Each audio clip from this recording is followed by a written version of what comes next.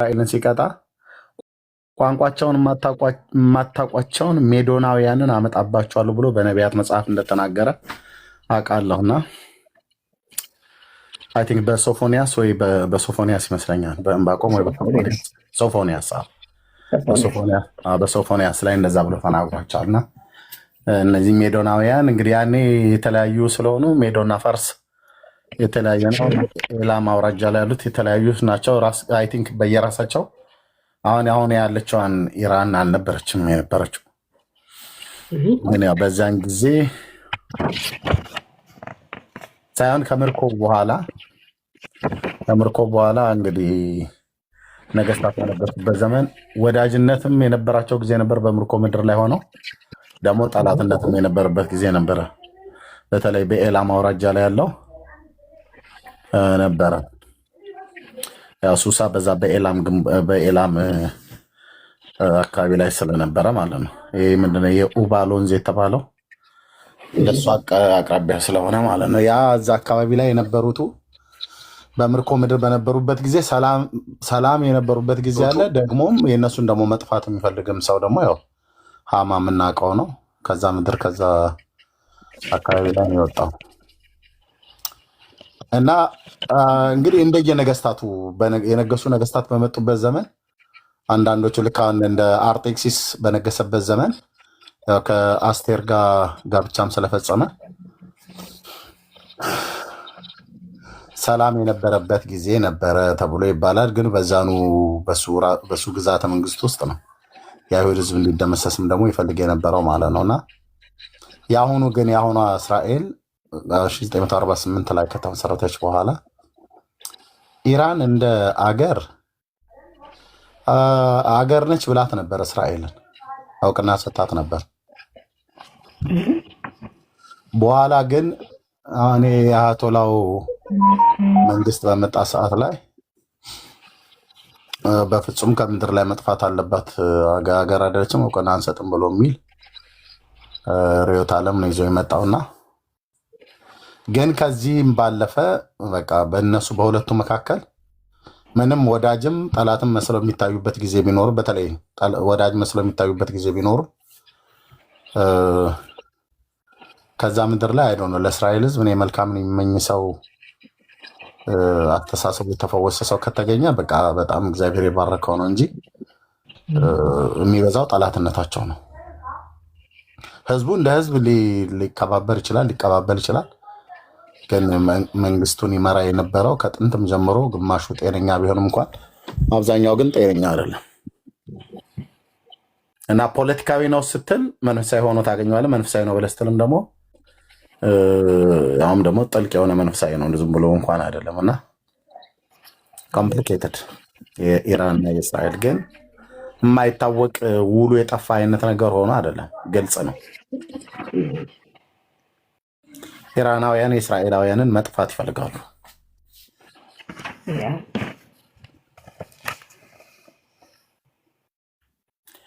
እና ይሄ ደግሞ ያው ምድሪቱ ላይ የሚሰራው ይሄ የፋርስ አለቃ የሚባለው መንፈስ አርጅቶ ጊዜ የለቀቀ አይደለም። እንደምታውቁት እነዚህ በአየር ላይ ስልጣን ያላቸው የክፋት መንፈሳውያን ሰራዊት የሚባሉት የጨለማው ገዢዎች የሚገዙበት የስልጣን ሃይራርኪ እንዳላቸው ሁሉ አስተዳደርን የሚገዙበት ደግሞ ግዛተ መንግስትም አላቸው። አይን ሲከፈት መንፈሳዊ አይን ሲከፈት ብቻ የምናውቀው ነው። ግዛተ መንግስት አላቸው። ለምሳሌ የዛ የፋርስ አለቃ የተባለው በምድሪቱ ላይ ገዢ ነኝ ብሎ የተቀመጠ የክፉ የአጋንንት አለቃ ምድሪቱ ላይ አለ ከጥንት ጀምሮ ማለት ነው። አሁን አርጅቶ ጡረታ ወጥተዋል፣ በሌላ ተተክቷል ተብሎ የማይባል ነው። እንደምታውቁት ሰይጣን መንፈስ ነው፣ እዛ ምድር ላይ አለ እና በእያንዳንዱ አገር ላይ የእያንዳንዱ አለቃ መንፈስ አለ። ገዢ ነኝ ብሎ የሚል መንፈስ ማለት ነው። ለአሜሪካ የተመደበ፣ ለኢራን የተመደበ፣ ለእያንዳንዱ ይበል ለእስራኤል ላይ የተመደበ የተለያየ ነገር ላይ አሉ የክፋት መንፈሳውያን ሰራዊት ማለት ነው፣ በአየር ላይ ስልጣን ያላቸው እና አንዱ ኢራን ላይ የሚሰራው የፋርስ አለቃ የተባለው ነው። ያ መንፈስ ደግሞ የመሲሁን ዘር አይፈልግም ከድሮም ጀምሮ ማለት ነው። ክርስቲያኖችንም አይፈልግም። የመሲሁንም ዘር አይፈልግም። አይሁዳውያንን የጌታ የሆኑትን አይፈልግም። ማጥፋት ፍላጎቱ ነው። እንግዲህ ሀያቶላው ላይ የሚታየው ይሄ ነው። ይሄ ምንድነው? ጽንፈኛ አክራሪነት እሱ ነው የታየው ማለት ነው። እሱ ግን ሃይማኖትን መሪ ነው አለ ሰውዬ። አዎ እንዴ ታዲያ የሺያ ሙስሊሞች እነዚህ እኮ ፓርላማ ውስጥ እኮ የተጠቀጠቁ አብዛኞቹ እኮ በእኛ ስንመጣ የአብያተ ክርስቲያናት መሪዎች እንደሚባሉት ነው። ወይ ደግሞ በኦርቶዶክስ የብፁዓነ ሊቃነ ጳጳሳት ተብለው እንደሚባሉ ማለት ነው። በየራስ ገዙ ላይ ያሉ መንፈሳዊ መሪነትን እኮ የሚያጧጥፉ ሰዎች ናቸው።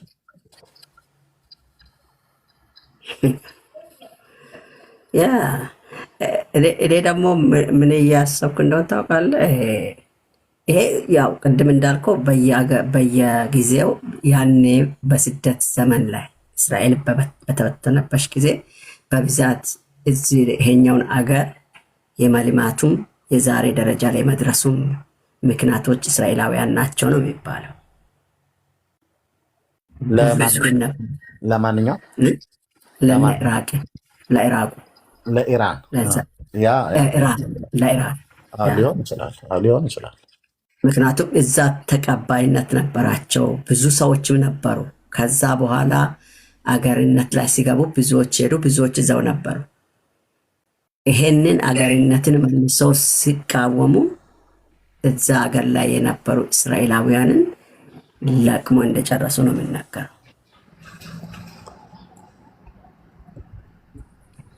ምድሪቱ ላይ እንደነበሩ ይታወቃል። ግን እርስ በርስም ተጠፋፍተዋል። አንደኛውንም አጥፍተዋል። አይ ቲንክ የኩርድ ህዝብ ከእስራኤል ጋር ወግነው እንደውም እስራኤላውያንን የሚያተርፉበት ጊዜ እንዳለ ይታወቃል። ከኢራን ሸሽተ ነበር። ኩርዲስታን እንትን ውስጥ ምንድነው ኢራቅ ውስጥ አሉ፣ ሶሪያ ውስጥ አሉ፣ ኢራን ውስጥም አሉ፣ አይ ቲንክ ቱርክ ውስጥም አሉ። እና አይ ቲንክ የኩርድ ህዝብ እንደዛ የሆነ እነሱ ስደት ሲያደርሱባቸው ሲገሏቸው እንዳሸሸጓቸው እና የሆነ እንዳስመለጧቸው የሚታወቅ ነገር አለ። ታሪክ ግን በቃ ምንም ቦርደር ፖለቲካ አገናኝቷቸው ድንበር አጋይቷቸው አይደለም። ምንም አገናኛቸው መንፈሳዊ ነው። ግን የሁለቱ አገሮች ቅድም ርዕዮተ ዓለም ያልኩት ማለት ነው። እና የሁለቱ አስተሳሰብ አሁን ኤርሚ እንዳለው መንፈሳዊ ያለበት እንደ ክርስቲያን ደግሞ እኛ ምንድነው የምናስበው ነው የሚሆነው። ምክንያቱም አሁን የፖለቲካ አይደለም የሃይማኖት አይደለም እንደሚባለው ነገር አይደለም። ቅድም እንዳለው ወንድሜ መሲሁን ይጠሉታል፣ የመሲሁንም ተከታዮች ይጠላሉ። አት ሴም ታይም እስራኤል ኤሊሚኔት መሆን አለባት መጥፋት አለባት ብሎ የሚያራምድ ርዕዮተ ዓለም ያለው ነው። ስለዚህ ለዚህ ነው ቁጣው የነደደው እና እስራኤልን በእንደዚህ አይነት ሁኔታ ቅድም የሆነ ነገር ሲነገር ስለሰማው ነው። ኤኒዌይ ቴንክ ዩ እግዚአብሔር መሲህ ስትል ግን እነኚህ አሁን እስራኤል ውስጥ ያሉ መሪ ክፍሉ መሲሁን ያምናሉ ወይ? ገና መምጣቱን የሚጠባበቁ በመጣው ላይ ቅራ እምነት የሌላቸው አይደሉም ወይ? በብዛት ከመሪ ክፍል ላይ ካየ ነው እስራኤልን የሚመሩ ሰዎች በመሲሁ ላይ ያላቸው ነገርስ ችግር የለባቸው? አሁን በመሲህ በኩል ነው እንድንል ያደርገን እንዳይችል እንደዚህ አይነት እምነት አላቸው እስራኤላውያን መሪዎቹ ላይ አሁን በኬኔሴት በፓርላማው በእስራኤል ኬኔሴት ማለት ነው ያሉት ራሱ ከጠቅላይ ሚኒስትሩ ጀምሮ ኢየሱስን ያውቁታል። የሚያውቁት ግን እንደነሱ አንድ አይሁዳዊ ኖርማል ተራ ሰው ነው ብለው ነው የሚያውቁት እንጂ የእስራኤል እውነተኛው መሲህ ነው ብለው ከላይ ያሉቱ አያውቁትም፣ አልሰጡትም። ግን ደግሞ መጨረሻ ወደ ሞታቸውም አካባቢ ቢሆን እየተናገሩ ደግሞ የሞቱ ራባዮች አሉ። እንደነ ራባይ ከዱሪ አይነት የሚባሉ አባት ነበሩ። እሳቸው ሲሞቱ ኢየሱስ እውነተኛ መሲህ እንደሆነ ጽፈው የሞቱት ደብዳቤ አይ ቲንክ ከቤታቸው ተገኝቷል ብለው ሚዲያ ላይ ሁሉ ጭምር አውጥተውታል። ራባይ ከዱሪ የሚባሉ አባት ማለት ነው። እና ግን እንደ ፓርላማ ወይ ደግሞ እንደ ሃይማኖት ቤተ ክህነት ወይ ደግሞ ይሄ ምኩራቡ አካባቢ ላይ ያሉት ጌታ ኢየሱስ በባቢሎናውያንን ታልሙድ በእነሱ በሚቀበሏቸው መጽሐፍቶች በምድር ላይ ኤግዚስት አድርጎ የነበረ ሰው እንደነበረ ያውቃሉ፣ ያምናሉ። አንድ እስራኤላዊ ሰው ነው ብለው ይላሉ። አንዳንዶቹ አሳች ነው ብለው ይላሉ። ስሙን ጠርተው ይረግሙታል። ጌታ አይወዱም ስሙም እንዲጠራ። ግን የነሱ ወገን የነሱ ሰው እንደሆነ ያውቃሉ። ሃይማኖታችንን አጥፍቷል ብሎ የሚል ብሌም አላቸው። ከላይ ያሉት እንደዛ እንደ መሽያ አይቀበሉትም። ግን ደግሞ ከነሱ መካከል ደግሞ በጣም እግዚአብሔር በዘመናት መካከል ጳውሎስ እንዳለው ቅሬታ ስላለው አይሁዳን እስራኤላውያን ሆነው ደግሞ የሚቀበሉት መሽያነቱን የሚቀበሉ አሉ። ግን እስራኤላውያን ኢየሱስን መሽያ ነው ብለው እውነተኛ ነው ብለው ከላይ ያሉት እንዳልከው ፖለቲካውንም መንፈሳዊያንም ዓለም የያዙት ሰዎች ቢቀበሉትም ባይቀበሉትም እነሱ ግን የመሲሁ ዘር ናቸው። ሌሎች የሚያውቋቸው በዛ ነው። ሌሎች በታሪክ የሚታወቀውም በዛ ነው። ታሪክ ውስጥ ያውቃሉ። ከእስራኤል ጋር በአንድ በተዘዋዋሪ መንገድ በምርኮ ምድር በነበሩበትም ይሁን ከምርኮም በኋላ በቅርብ ርቀት ላይ ያሉትም በታሪክ ውስጥ ነው የሚያውቁት።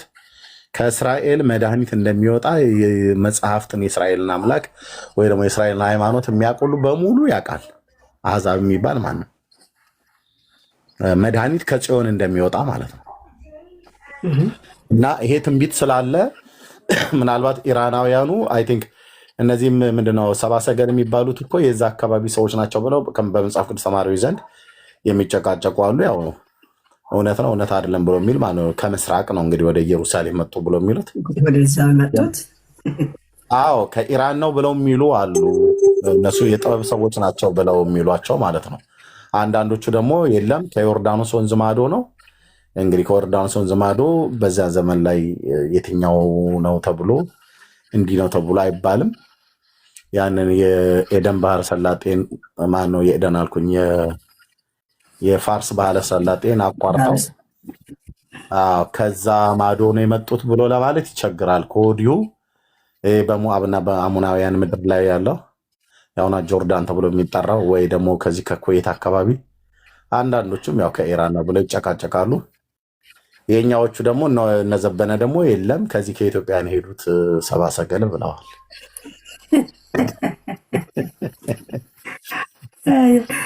ዘበና ግን አንዳንዴ አብዷል መሰለኝ።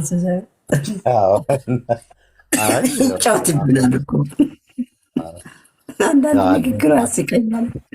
አዳም ሲያገባ የማጫ ወርቅ እሱ ነው ያሳቀኝ በጣም እና ከልጅ ልጃችሁ ቀበላለሁ ብሎ ያለበት ማለት ነው። ከልጅ ልጃችሁ ቀበላለሁ ብሎ ከኢትዮጵያዊው ንጉሥ ከባዜን ነው የተቀበለው ብለው ከሰባ ሰገል አንዱ ከዚህ ኢትዮጵያ ነው ሄደው ብለው ይላሉ። ኦርቶዶክስ የማትለው ነገር የለም።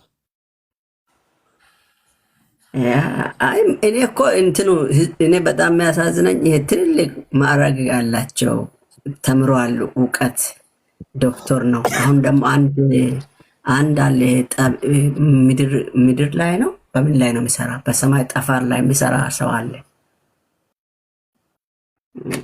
ባለፈ ጊዜ አቅርቦት አይቻለው እና ልጆች ዲዩስ ሰርተው ከስዕል ላይ ነው የማይፈሰው በምን ላይ ሆኖ ነው ውሃ ላይ የጨመራችሁ ስጡ ምናምን ሲል እንደው ቢያንስ ቀለም ቀምሶ የለም እዛ ስደርስ ምንድን ነው የሚያዞረው ብዬ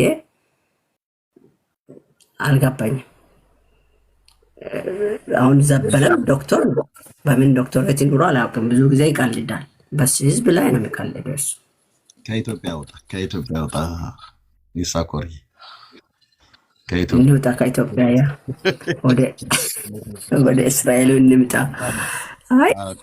አይ መወለድ ራሱ ላይ ነው። አሁን አንዱ ጽፈት ታየው ነገደም እናንተ ጴንጤዎች ንስሐ ግቡ ምናምን ይለናል። ምኑ ላይ ንስሐ እንድንገባ ገብተን ይቀረኝ እኔ እሰማለሁ ከነገራችሁ። እኔ ምንድነው ምን ልልህ ነው? ቅድም ምን መሰለህ ምን እያልኩ መሰለህ ያለውን ያኔ ያን ሁሉ ሲሆኑ እቺ እስራኤል ያኔ ተይዛ አልነበረም? በተለያዩ ሰዎች አገሩ ጠፍታ አልነበረም? አገርነት ላይ ሲመጡ አሁን የሰለሞን ቤተ መቅደስ የነበረበት ተከፍሏል። ግማሹ ላይ ሌሎች ናቸው ያሉት። 2 መስጊድ ሰርተውበታል። ቀጥሎ መቅደሱን እየተሰራ ነው አለ። ያ መቅደስ የለም፣ እየተሰራ አይደለም። መቅደስ ቀረ እንዴ? ኖ እየተሰራ አይደለም። መቅደስ ተሰርቷል ብሎ የሚለው እነዚህ ዩቲዩበሮች ናቸው። ነጮችም ማናቸውም ናቸው ዩቲዩበሮቹ። ውሸት ነው። ቢሰሩም ከዚህ በኋላ ምን ያደርጋል? ነገሩ ይሰራል ተባለ፣ ይፈሳል ብሎ አለው። በቃ በረዛ ነው። አይ መቅደሱ አልተሰራም፣ ግን ይሰሩታል፣ ግን አልተሰራም። ያን ተሰርቶ አልቆ አንደርግራውንድ ሁሉ ጨርሰው ሁሉ ነገር አብቅቷል ምናምን ነገር የሚባለው ይሄ በእውነት እንገራችሁ የቡና ወሬ ነው። የቡና ወሬ። ምናልባት አስቴር እዛ ነው ያለችው። ሄደሽ ታውቃለሽ? አስቴር እዛ አካባቢ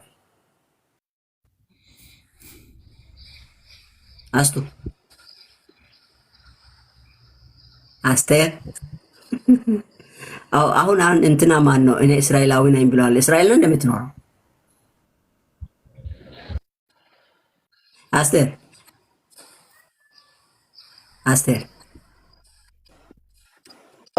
እንዴት ነሽ? ይሄ የተሰራው መቅደስ የተባለው ጋር ሄደሽ ታውቃለሽ?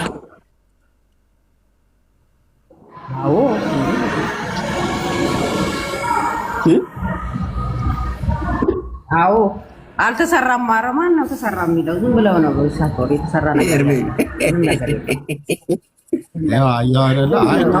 ተሰራ ብላ ብትል ራሱ አስቴር እሟገታታለሁ።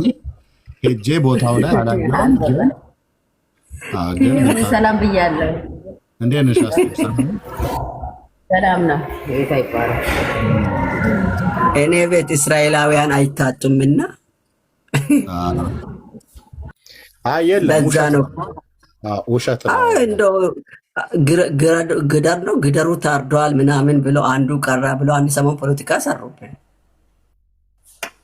አይ እሱሱ ላይ ነው እሱሱ ላይ አለ ጊደር የመገኘትና ቤተ መቅደሱ ምናምን ነገር ብሎ የሚለው ጊደሩ ተገኝተዋል አለ። ጊደሯ አለች።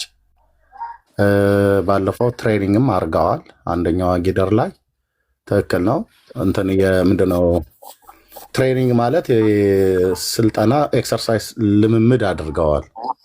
እንዴት እንደምትቃጠል እንደ ህጉ ማድረግ ያለባቸውን ነገር ማለት ነው። አንዷን ጊደር ይመስለኛል አንዷን ጊደር እንደዚህ አቃጥለዋል አሁን በቅርብ። ኦኬ ግን እሱ ትሬኒንግ ነው። ቤተ መቅደሱ ግን ተሰራ አለቀ። ከታች ነው እየሰሩ ያሉት፣ አንደርግራውንድ ውስጥ አልቋል ምናምን ነገር የሚባለው ነገር ወንድሞች ናቶች፣ ይሄ ዩቲዩብ ላይ ከፍታችሁ የምታዩት ነገር በሙሉ የቡና ወሬ ነው፣ በሙሉ ውሸት ነው። ቤተ መቅደሱ ገና ተሰርቶ እንኳን ተሰርቶ ላይ ያልቅ አይደለም አልተሰራም፣ አልተጀመረም። የአንዳንዶቹ ሰዎች እኔ እንደው በዚህ ጉዳይ ላይ ሰዎች ዝም ብለው እንዳመጣላቸው ባይናገሩ በጣም ደስ ባለኝ። ግን አበሻ ስንባል ከኔ ጀምሮ እግዚአብሔር ካረዳን በስተቀር አንሰማም። በቃ እንዳመጣልን የምንናገረው እና መስጊዱ ከላይ ሆኖ ቤተ መቅደሱ ግን ከውስጥ ተሰርቶ አልቋል ይላሉ። ልብ በሉ። እንደው እስራኤል ብትሰራ የምትሰራው ለእስራኤል አምላክ ለእግዚአብሔር ነው፣ ቤተ መቅደሱ ማለት ነው። እና እስቲ ይታያችሁ መስጊድ ከላይ ተቀምጦበት ለእስራኤል አምላክ ለእግዚአብሔር እንዳይጥ ከስር ነው ቤተ መቅደስ የሚሰሩለት ጉድጓድ ውስጥ የማይሆን ነገር። እኔ አንዱ ጸቡ መስጊድ ኦልሬዲ ተሰርተዋል አይደለ? ያ ቦታ ቆይቷል፣ እሱ ቆይቷል። አንዱ ምንድን ነው ይሄኛውን እስራኤላውያን ይህን ለመስራት ያ ቦታ መጠቅለልን ይፈልጋል። ይሄ ነው የሚያስበው። በዛ ነው ይሄ ሰው የነኚህ ሰው ደግሞ ጸብ፣ ኃይለኛ ጸብ፣ እሱ መስጊዱ እንዳይወገድ የሚፈልጉበት ሁኔታ ነው ያለው። ለመስራት እስራኤላውያን ዝግጁ ናቸው፣ እቅድ አላቸው። ግን አሁን እንዳልከው እንዳይት መሬት ውስጥ ገብተው ሊሰሩ ሙሉ ካልተቀበሉ ምን ዋጋ አለው? አያረጉትም። እነሱም አላደረጉትም። ዝም ብሎ ዩቲዩበሮች የሚያወሩትን ወሬ ነው። ሰው ያው በጣም እንትን ምንድነው ሆት ኢሹ ስለሆነ ሴንሲቲቭ ስለሆነ ለዓለም በተለይ በክርስትናውና በጁዳይዝም ክርስትናውና ጁዳይዝም በአንድ ወገን ሆኖ እስልምናው ደግሞ በሌላ ወገን ሆኖ የቤተ መቅደሱን መሰራትና የመስጊዱ እዛ ጋር መቀመጥን በቃ ሆልት ኢሹ ነው። እና ዩቲዩበሮች ገንዘብ ለመሸቀል እኔ አሁን ልስራ ብዬ ብል ቆንጆ አድርጌ እሰራለሁኝ ካነበብኩት ላይ ምናምን ነገር አድርጌ ዩቲዩበሬን ማነው ዩቲዩቡን ከፍ ላድርግ ብዬ ብል ሚዲያዬን ከፍ ላድርግ ብዬ ብል በቃ እና ሳይሰራ ተሰራ ምናምን ነገር ብለህ የሆነ ነገር አቀነጃጅተህ ብታወራ ህዝባችን ነው የሚለው። ባለፈ ምን እንዳደረጉ ታውቃለህ? ያንተን ፎቶ መሀል አረጉ እና የሆነ ሰው ጎን አረጉ። በቃ እርስ በርሳቸው ኤርሚና እርስ በርሳቸው ብሎ ለጥፈዋል። ከዛ ፔጁን ብቻ ስክሪንሾት አድርገው ላኩልኝና በስሙ ገብቻ ያለው ውስጡ ላይ ምንም ሌላ ነገር ነው የሚወራው።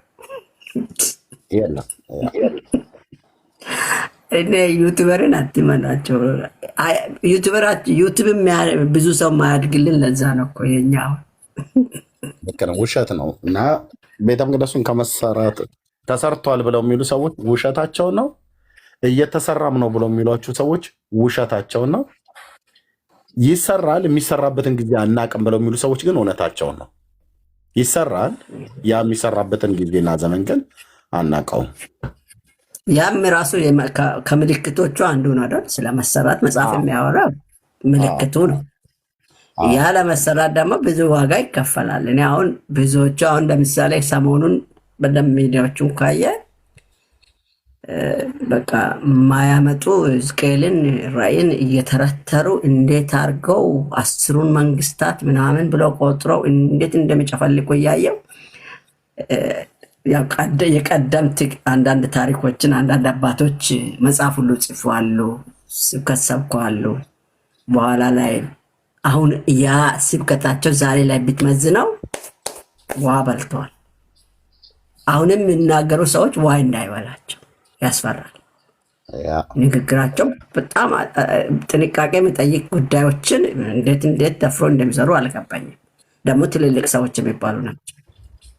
እስቲ ስለ ደህንነት ቅድም የጀመርነውን በደንብ አስረዳኝ እባክህ። አንድ ሰው መዳኑን በምንድን ነው የሚታወቀው ቢለውን ነገር ላይ ትንሽ ኮንፊውዥን ፈጥራችሁ ነበር ቅድም። በምን አንድ ሰው ጨረሳ ጥያቄ ፖለቲካ አትስራ። ይሄ አልዳንኩም ብለህ ማታምን ከሆነ አለመዳንን መጠራጠር መብት ነው። ከዛ በኋላ የሰበኩት ስብከት አይተሃል፣ የጠቀስኩትን ጥቅሶች አይተሃል።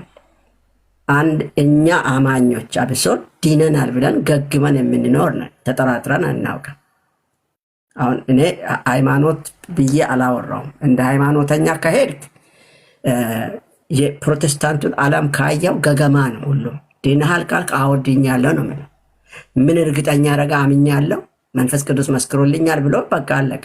ህይወቴን ለውጥ ልሃል ከዓለማዊነት ወጥቻለሁ ብሎ የመናገር አቅም አለ። ገገማ ይሆናል። በእንደዛ መልክ እንድናገር ከፈለግ አርገው። እኔ ግራ አጋብቼ ከሆነ ኤርሚ አሁንም ደግሞ ይነግርሃል።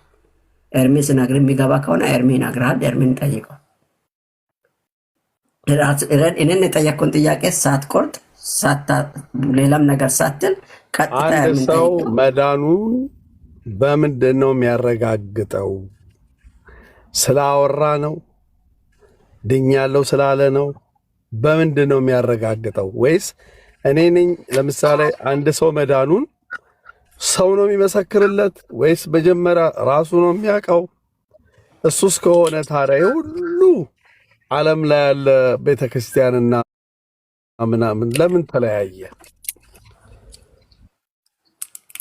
የተለያየበትን ምክንያት አልነገርኩም። አንተ ግን እሺ፣ አንተ ግን አንድ ጥያቄ ልጠይቅና ኤርሚ መልስልሃል። አንተ ግን ድነሃል? ድኛለሁ፣ እየዳንኩ ነው። ቅድም ይሄ አጭበርባሪዎች ንግግር ያልኩትን ማለት ነው። እንደ ሳይን የሚዋልሉ ሰዎች ትምህርትና ንግግር ነው። ያ እየዳንኩ ነው፣ ድኛለሁ፣ እድናለሁ የሚለው እሱ እንደ ሳይን የሚዋልሉ ሰዎች ትምህርትና መረዳት ነው። በቃ መዳንን አንተ ገና አላረጋገጥክም። እሺ እርሜ የዳና ሰው ምንድነው የምናውቀው የሚለውን ነው የምጠይቀው። ለማንኛውም ሰላም ብያለው ቄስ ከእሱ ካህኑ መጥቶልናል። ሰላም ሰላም፣ እንዴት ናችሁ? ደህና ነው ወይ? እግዚአብሔር ይመስገን። ደህና ነው ወይ? አለን ሁሉ ሰላም። ጌታ ኢየሱስ በጣም አዎ፣ ሰሞኑን አልተመቸኝም ነበረ። አሪፍ ነገራችሁ ሰላም ነው? በተረፈ እግዚአብሔር ይመስገን፣ ሁሉ ድንቅ ነው፣ ሁሉ ሰላም። እሺ በል እስኪ ጥያቄ ገብቷል እርሜ? አዎ ከየት ነው ግን ወንድማችን? ቤተ እምነቱ ኦርቶዶክስ ነው። ኦኬ ከኛ ጋር ግን ያሳልፋል። ኦርቶዶክስ የሃይማኖት ስለማንነሳ እሺ ድኛለሁ እየዳንኩ ነው አይደል ያለ? ያ እሺ ወንድማችን ሲማይከን ክፈተው ጋፍቻለሁ ኮንቨርሴሽን እንድናደርገው ብዬ ነው። ወየኔን ሚውት ላድርግላችሁ። መዳንህን እንዴት አወቅህ? እየዳንህ መሆንህንስ በምን ታረጋግጥልናለህ? መጽሐፍ ቅዱስ እንግዲህ ጌታ ኢየሱስ ክርስቶስን የሚያምን ይድናል ስለተባለ ጌታ ኢየሱስ ክርስቶስን ለኃጢአቴ እንደሞተ ከሙታንም እንደተነሳ በእግዚአብሔር አብ ቀኝ እንደተቀመጠ እንደሚመጣም ስለማምን ድኛለሁ ብዬ መጽሐፍ ቅዱስ ይመሰክርልኛል። ሳታምን የዳንከው ዳምነህ ነው የዳንከው? ምን ማለት ነው? ሳታምን ነው ወይስ አምነህ ነው የዳንከው? ይሄንን አሁን የነገርከን አመንኩ እንጂ ስራውን አመንኩና ዳንኩኝ። ግን መዳኔን ደግሞ እርግጠኛ መሆነው ያው እሱ ጋር ሲሄድ ነዋ። ቆይ ቴንክ ዩ። ስለዚህ ስራውን አምነህ ዳንክ። ለማመን ደግሞ ይሄንን ክርስቶስ ለበደል ኃጢአትን እንደሞተልህ በሶስተኛው ቀን ከሙታን እንደተነሳ ወደ ሰማያት እንዳረገ ተመልሶ እንደሚመጣ ሞዴሬተር የለም እንደ ቤት ይሳቆር እነዚህ በሙሉ አይተሃል አይደል? ቅቤ ጾማለሁ ብሎ የሚል ኃጢአትን የሚበላ የኦርቶዶክስ ትውልድ ነው ታች የምታየው ማለት ነው። ቅቤ ጾማል፣ ሰውን ይበላል። ሰው በላተኛ፣ ቅቤ ጿሚ። እሺ እና ወንድማችን ቴንኪው ይህንን ክርስቶስ እንደሞተልህ እንደተቀበረ በሶስተኛው ቀን ከሙታን እንደተነሳ ወደ ሰማያት እንዳረገ ይህንን አምኛለሁ ብላልክ። ለማመን ደግሞ ይህንን የምስራች የነገረ ሰው አለ አይደል? ስለ ጌታ ቅድስት ቤተክርስቲያን እና አስተማሪዎቻችን ነግረውናል። መቼ ነው የነገሩህ ለአንተ? ኤኒታይም በቸርች በሄድኩ ጊዜ እሰማለሁ። መቼ ነው አምነህ ሄዳንከው? ወንጌል የሰማው ቀን ማለት ነው። ትክክለኛውን ወንጌል የሰማው ቀን መቼ ማለት ነው? ቀኑን አላስታውሰውም፣ ግን እኔ ናዝሬት በነበርኩ ጊዜ ካቴድራል ውስጥ የእግዚአብሔር ቃል ተሰበከ፣ ሰማሁ፣ አመንኩኝ። ምን ያህል ዓመት የሆነህ ነበር እንደው በዛን ጊዜ ታስታውሰው ከሆነ? ሃይ ስኩል ተማሪ ነበርኩ። የሃይ ስኩል ተማሪ ነበርክ? ከዛ በፊትም የኦርቶዶክስ እምነት ተከታይ ነህ? በለብታ በደንብ የማውቀው አይደለም፣ ግን በኋላ ነው ወደ የኦርቶዶክስ ቤተክርስቲያን አስተምሮ ምንድን ነው ብዬ የእግዚአብሔርን ቃል የሚሰበክበት ይሄድ ነበረ። በቃ ይሄንን ትሩዛም ነው። በቃ አንተ አምነህ የዳንከው ሃይ ስኩል እያለህ ነው ማለት ነው? አዎ፣ ጌታን በቃ ከጌታ በቀር ሌላ ዳኝ እንደሌለ እሱ ብቸኛ መንገድ እንደሆነ። አዎ። ከሃይ ስኩል በፊትስ በነበረው እድሜ አልዳንክም ነበር? መዳኔንም አለመዳኔንም አላውቅም፣ ምክንያቱም እውቀቱ የለኝም። እውቀት አይደለ አንተን የሚነግርህ መዳንህንም አለማደንህን። አትስረቅ ሲል አይደለ መስረቅ ያወቅከው? አለመስረቅም እውቀት ነው። ያኔ መዳን ይሁን ልዳን አልዳን አላውቅም። እግዚአብሔር እንዳለ አውቃለሁ፣ እኔ እንደምኖር አውቃለሁ። በቃ ዝም ብዬ የምኖር ሰው ነበርኩ። የእግዚአብሔር ልጅስ ነበርክ በዛን ጊዜ? እውቀቱ የለኝም። እኔ እግዚአብሔር ልጅ ልሁን በቃ ሰው መሆኔን ነው የማውቀው በዛ ታይም ላይ። ኦኬ እዚህ ገዝተህ ላይ አሁን ሌላ ኦርቶዶክሳዊ አለ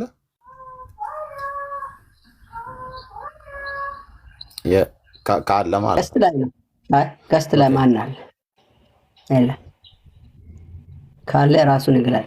አዳዲስ ሰዎች እስቲ ማን ነው ያለ? አቢ ነኝ። ከየት ነው አቢ?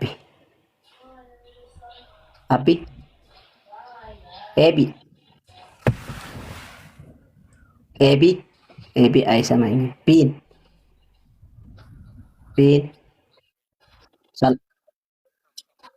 አለ። ሁሉ ሰላም። ከየት? ኦኬ። ኖ አይ ችግር የለም፣ ለመጠየቅ ነው። ቴንክ ዩ። አቢ ነኝ። አያወራም። ከየት እንደሆነ ማን እንደሆነ ለማረጋገጥ ነው። ኤቢ ሰላምና ጸጋ ይብዛላችሁ ወንድሞቼ፣ ሁላችሁንም ሰላም ብያቸዋለሁ። እኔ በጌታ ነኝ። የሚያስፈልግ ከሆነ ወደ ቦታ መስጠት እችላለሁ። አይ ችግር የለም። እኔ ላውቃችሁ ብዬ ነው፣ እንግዶች ስለሆናችሁ። ሚት አድርጎሽ ችግር የለም። ቀጥለን። እሺ ኦኬ። አይ ሌላ ኦርቶዶክስ ቢኖር ኖሮ እዚሁ እሱ ደግሞ የቱ ጋር ድነቱ እንደጀመረ ኦርቶዶክስ ከሆነ አንድ እየጻፈ ነው አንድ ሰው። እስቲ ላስገባው። በቃ እኔ ልውረድ ይሰሩ። እሺ ቴንክ ዩ ወንድም። እሺ አይታየም። ላክልን ወንድም አለም። አሼ ነው እንደው አሼ ይላል። አሼ ኤክሶዶስ ፎሎ ኤንድ ገስት። እሺ ከኦርቶዶክስ ከሆነ ብዬ ነው አንድ ስለጻፈ ነው።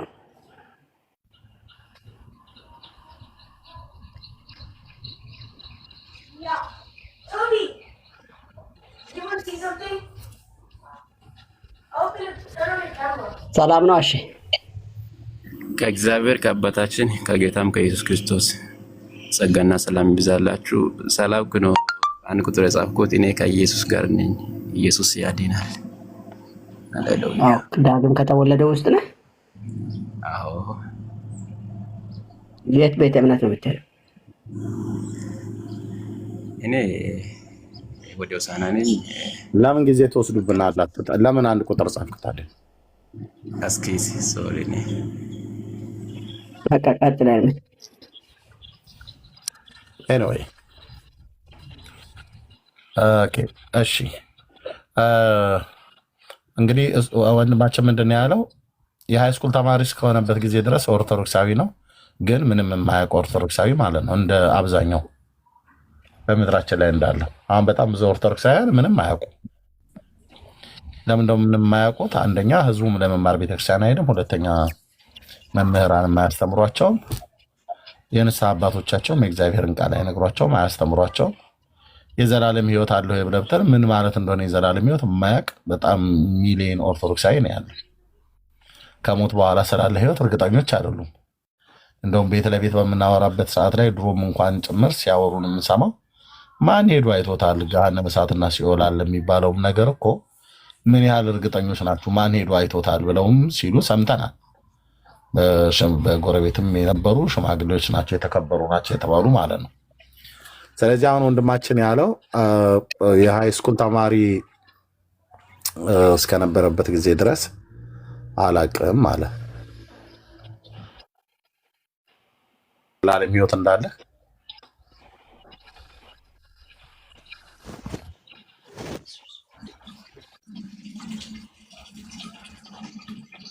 ዲሜትሪ ነው። ዲሜትሪ ዲያሜትር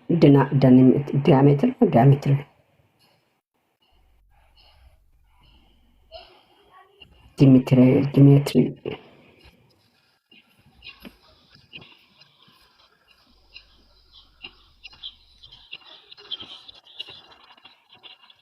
አይ በቃ እነዚህ እየተቀለደ ከሆነ ዲሜትሪ እየሰማ ነው። ድምፅ አይሰማ። እኔ እየሰማሁ ሚት አታርገው፣ ኮንቨርሴሽን አርገው። አሁን ከተሰበከልህ በኋላ ከተነገረህ በኋላ አመንክ አይደል? በክርስቶስ ኢየሱስ ታምናለች። ኢየሱስ ክርስቶስ የእግዚአብሔር ልጅ እንደሆነ ታምናለች ቤተክርስቲያን እኮ። አንተን የጠየቁ እኔም አምናለሁ። ስለዚህ አሁን የዘላለም ሕይወት አለ አይደል? አዎ በጌታ በኢየሱስ ክርስቶስ ስላመንኩኝ እኔ ከገሃነም ቁጣ እንደዳንኩኝ አምናለሁ። መጽሐፍ የሚለው ጥያቄ የነበረው መጀመሪያ ቆይ አትንጠቀኝ። እሺ ስለዚህ አሁን በዚህ ሰዓት ይሄንን እየመሰከርክ ባለህበት በዚህ ሰዓት ነፍስ ከስጋ ብትወጣ የት ነው የምትገባው? ሲኦል ወይስ መንግስተ ሰማያት? አላውቅም። እሱ በቃ ይሄ ነው ምድራችን ላይ የተሰበከ ክርስትና። አያችሁ አይደል? ነፍሴ ከገሃነም እሳት ድናለች አለ። ግን አሁን ብትሞት የት ነው የምትገባው? ገሃነም ወይስ ሲኦል ብለህ ጠራ? አላውቅም። ያ ማለት እኮ ሲኦል እገባለሁ ማለት አይደለም ትርጉሙ። ምን ማለት ነው? በጌታ በኢየሱስ የሚያምን ሰው የዘላለም ሕይወት አለው ስለሚል ፍጻሜውን እሱ ያውቃል ለማለት ነው እንጂ እኔ ሲኦል እገባለሁ አይደለም ፖይንቱ። የዘላለም ሕይወት እንዳለው እሱ ያውቃል ማለት እንጂ ሰውየው ግን አያውቅም ማለት ነው። አረ እግዚአብሔር ያውቃል ለማለት ነው እንጂ እኔ እገባለሁ አይደለም ፖይንቱ። አንተ ግን አታውቅም ማለት ነው። አንተም አታውቅም እኮ። ስለ ራስህ ነው የጠየቁት። እኔማ አውቃለሁኝ። ኦኬ እኔ በደንብ በ1000% በ100% ሳይሆን በ1000% የተረጋገጠ እኔ መንግስተ ሰማያት ነው የምገባው በሙሉ። ምክንያቱም ያመንኩት ጌታ የተደገፍኩት እሱ ነበር ጥያቄ። እንዴት ነው አንድ ሰው መዳኑን በምንድን ነው ምልክቱ ብዬ ቅድም ጠይቄ ነበረ። እሺ ቴንክ ዩ። ሮሜ መጽሐፍ ምዕራፍ 8 ቁጥር 16 ላይ ያለውን ቃል አንድ ሰው ፖስት አድርጉለት። ገስት ማነው ኮሜንት ማስጫው ላይ ሮሜ 8:16ን ፖስት አድርጉለት።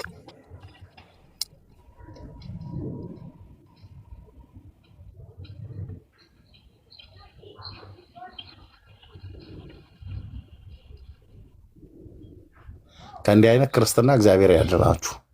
የዘላለም ሕይወት አለኝ አይፈረድብኝም ብለው አሁን ስትሞት የት ነው የምትገባ ተብሎ ሲባል አላቅም ብሎ ከሚል ማለት ነው።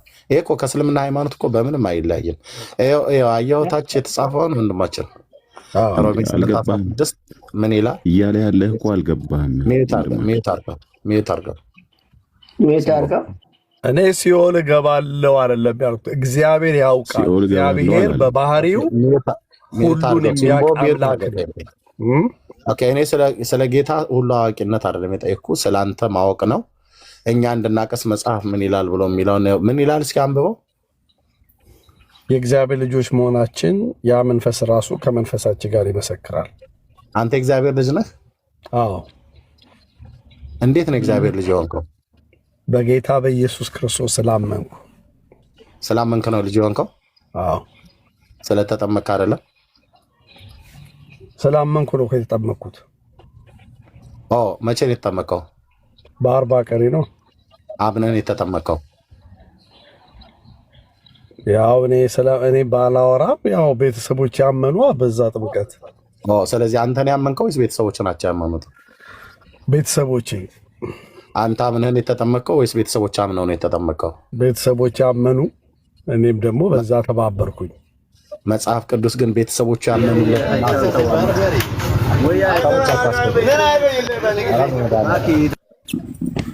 አስወጣው ፕሊስ። አሁን ገበያ ውስጥ ነው፣ አስወጣው ፕሊስ።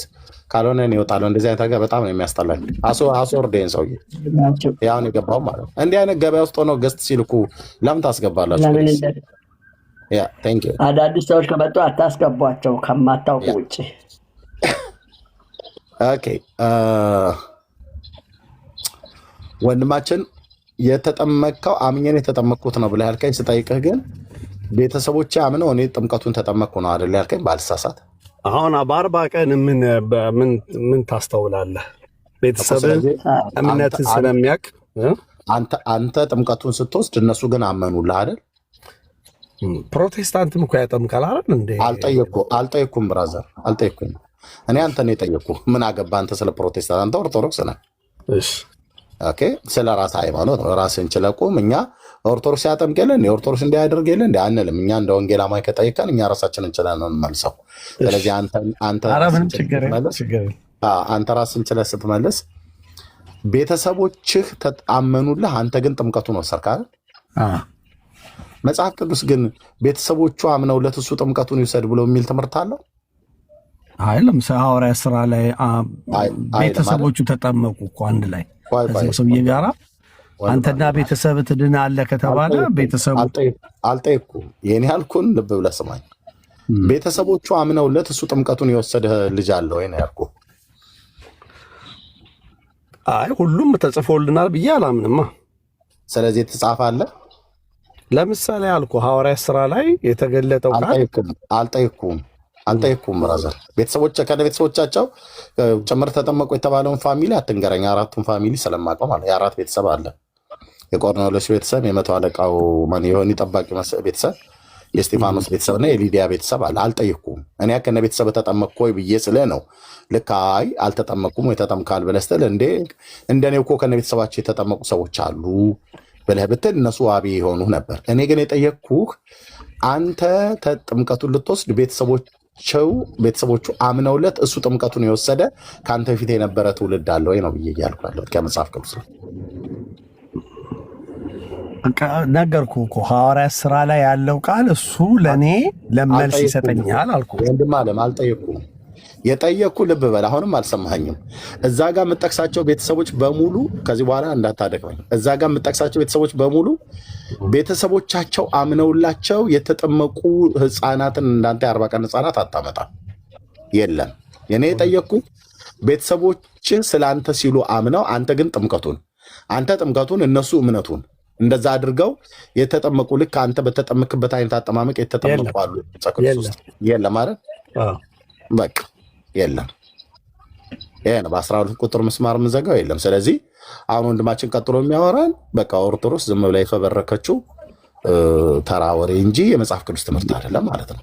ስለዚህ አምኖ አልተጠመቀም። ስለዚህ ይኸውልህ እምነት በክርስቶስ ኢየሱስ ያመነ የዘላለም ሕይወት ያገኛል። እሱን አይደለም የሚጠይቀው። ልጨርሳ ቆይ። እሱን ስላወራ ሳይሆን እኔ እሱን አይደለም የጠየኩህ። የኔን ጥያቄ ትተህ መለስኩልህ። የለም ነው አይደል ያልከኝ? የለም አልኩህና ስለዚህ ታዲያ አምኜን የተጠመቅኩት ብለህ ለምን አልከኝ ታዲያ? ተሳስተህ ነው።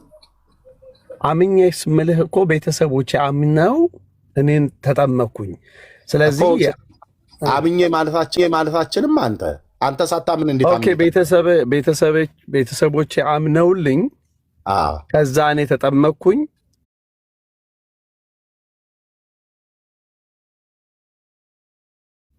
መሰረት የመጽሐፍ ቅዱስ ትምህርት ነው ወይ ብዬ ስለ አይደለም አልከኝ። ስለዚህ ኦርቶዶክስ ማለት መጽሐፍ ቅዱስ በማያስተምረው ትምህርት የምትጓዙ መሆናችሁ የሐዋርያቱ ትምህርት እንደሌላችሁ ጥሩ ማሳያ ነህ። አንተ ብቻ አይደለም ሌሎችም ሁሉ ጭምር ማለት ነው። ምክንያቱስ መጽሐፉ ያመነ ተጠመቀ ይድናል ነው ብሎ የሚለው። ለማመን ደግሞ ስብከተ ወንጌል መስማት አለበት። ስብከተ ወንጌል ደግሞ እንዲሰማ ደግሞ የሚሰብኩ ሰዎች መላክ አለባቸው። ምክንያቱም ካልተላኩ እንደተሰብካሉ። ለምን አታስወርዱትም? ኤርሚ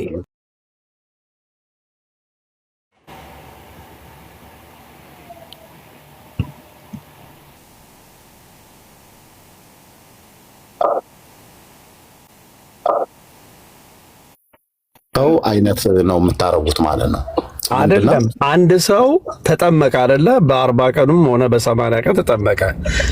የ40 ቀኑ ጥምቀቱ አይደለም ለሱ ያ መሰረት ሊሆነው ይችላል ክርስትናን ለማወቅ። ግን አንድ ሰው ለክርስትና እምነት ነው። ለምሳሌ አንድ ሰው እስልምና ቤት ቢኖር በእስልምና ቤት ውስጥ ቢኖር በእስልምና ትምህርት ያድጋል። በክርስትና ትምህርት ደግሞ አብ፣ ወልድ፣ መንፈስ ቅዱስ አንድ አምላክ መጠመቃችን አንደኛ ቤዞ ነኝ ሳድግ ኢየሱስ ክርስቶስ ብቻ እግዚአብሔር ልጅ። አንደኛ እውነቱን ስነግርህ ቃናህም ራሱ ኦርቶዶክሳዊ አይደለም። አንተ የድምፀት ቃና የምትናገረው ነገር ሁሉ ኦርቶዶክሳዊ ትምህርት አይደለም። እኔ ታውቀኝ ከሆነ ኤርሚያስ ነኝ የማወራህ። የኦርቶዶክስ ቤተክርስቲያን ዲያቆን የነበርኩ ነኝ። ምንም ኦርቶዶክሳዊ እንትን የለህም። ጠረንም ሽታም የለም ንግግር ምን ማለት ነው? ኦርቶዶክስ አንተን እኮ አይደለም እኔ ዲያቆን እኮ አይደለሁም። እኔ ዲያቆን ሁን አይደለም እንዴ በጣም ዲፕ አውቃለሁ ማለት ግን አይደለም እኮ ግን ማምነው ነው ማለት እሱንም ማለት አይደለም። አንተ ኦርቶዶክሳዊ አይደለም። ውሸቱን ነው ይሴ አይ ነው ይኸውልህ፣ አጠያየቁ ውሸቱን ነው። ኦርቶዶክሳዊ ለምን ታውቃለህ? ኦርቶዶክሳዊያን አሁን ምንድን ነው ያለው? ሰው በእምነት ነው የሚድነው አለ። በእምነት ነው የሚድነው ብሎ ካለማ ኦርቶዶክስ እኮ በጥምቀት ነው የሚድነው ብላ ህፃናት የሚጠመቁት ለድነት ብላ ነው የምታምነው። ስለዚህ ይሄ ሰው ውሸቱን ነው ወንድሞቼ። እንትንነቱ ነው። አሁን ምን መሰለህ እኔ ቀደምም አንስቼዋለሁ። ከሱ የተነሳ ትምህርት ላረኩና ወደ ትምህርት ለውጬ ነው እንደውም ለኛ ሰው ገግመው ራሳቸው ይበልጥ ድፍረት እንዲኖረን በዛ መልክ ትምህርት አድርጌ ነው ቅድም አስተማርኩት። ስለመዳን እርግጠኝነትን ብዙ ነጥቦችን አንስቼ ማለት ለምን ራሱን ደብቆ ያወራል? አሁን አንድ ኦርቶዶክሳዊ በ40 ቀን የሚጠመቀው ለምን ተብሎ ነው? ለድነት ነው። ጥምቀት ለድነት ብላ ነው የምታስተምረው ቤተክርስቲያኒቱ። በጥምቀት የኃጢአት ስርየት ይገኛል ብላ ነው የምታስተምረው። እሱ ግን ሰው የሚድነው በእምነት ነው ይላል። ልክ ነው እኮ መጽሐፍ እንደዛ ነው ብሎ የሚለው እና ይሄን ታዲያ ኦርቶዶክስ ላይ ማለት የለብህማ። ስለዚህ መዳን የሚለውን አሁን የሱ ንግግር መሰለህ አሁን ሰው አንተ አትመልስለት ማይክ ክፈት ዲሜጥሮስ። አይ በቃ እኔ የምለውን ጥያቄ ስላልመለስክ ቆይ ማይክ ክፈት። ኦርቶዶክሳዊ ነህ አይደለ? እኔ በመጽሐፍ ቅዱስ ነው ማምነው ያልኩት። አጭበርባሪ ነው ያልኩ ለዚህ ነው። አያችሁት አይደል? የውሸት አባትን መጠየቅ ነው ከዚህ በኋላ እንደዚህ አይነት ሰው ታቻው ቀደም ያለው ለምን መሰለ ኤርሚ ኦርቶዶክሶች ታቻው ወርዶ እንዲህ አይነት አጭበርባሪን አትቀበል። ለምን መሰለ ይሄንን ያመጣውልን ለምን መሰለ ኤርሚ ምን ብዬ ተናገርኩ መሰለ በንግግሬ መካከል ላይ ብዙ ጊዜ እንዲህ አይነት እሳቤ ያላቸው ሰዎች እንደ ሳይንዋ የሚዋልሉ የሸቀባ ትምህርት የሚያስተምሩ መምህራንም ጭምር ዲነናል እየዳንነን እንዲናለን የሚሉ የነሱ ገገማ አስተሳሰብ ነው። እሺ እታች ይወረድ። እንደዚህ አይነት ውሸታም ሰው አታስተናግድ። አይሻላል እንዴት እድል ፈንታ ማሰጠው ማያው ኦርቶዶክሳዊ ሳይሆን ኦርቶዶክሳዊ ነኝ ይላል እንዴ? በሐሰት ብሌም ማድረግ የለብህም። ቤተክርስቲያኒቱ በሐሰት ብሌም እንድትደረግ ኦርቶዶክስን ያሰድባሉ። እንደዚህ አይነት ሰዎች በፍጹም ልንፈቅድላቸው አይገባም። እኔ ቤት ወዲያው ነው ነቅለን የምናወጣቸው። እናንተ ትግባባላችሁ። እኔ ሃይማኖት ብቻ አታንሱ፣ ቃሉ ላይ አውጡ። ቃሉን በደንብ አድርገህ አመንክም አላመንክም እነግርሃለሁ ነው። እኔ ስለ ሃይማኖት ካነሱ እንደውም ያበሳጩኛል። ሃይማኖተኞችን በጣም ነው ምን አገባኝ። እኔ እውቀቱ ስለነሱ ሊያወራ አይደለም የተጠራው። እኔ ዋናው ወንጌል ነው። ይሄንን ደግሞ ተሰጥተው በደንብ በትምህርት በእውቀት የሚያስተምሩ ሰዎች ስላሉ እነሱ ያስተምራሉ። እዛ ሄዱ ሊያጭበረብሩ እኛ ጋር ነው የሚመጡ። እናንተ ጋር መንገድ ስላጡ እኛ ጋር ነው የሚመጡት። እኔ ደግሞ ስለ ኦርቶዶክስ ምናምን ብሎ እንዲያወሩም አልፈቅድም። ምናልባት ቅድሙ ልጅ የት ሄደ? ሳምቦ ነው ሲምቦ ኦርቶዶክስ ነገር ሲምቦ ማን እዚህ ውስጥ የገባው እንግዳ ሰው አለ? ናቱ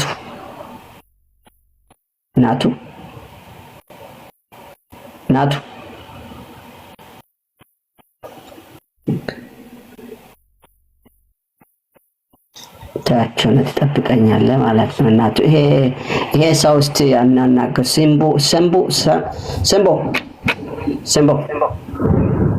ገብቻለሁ። ከየት ነህ? ኦርቶዶክስ። ኦኬ ኦርቶዶክስ ነህ? ዳግም ተወልደሃል? አዎ በጥምቀት።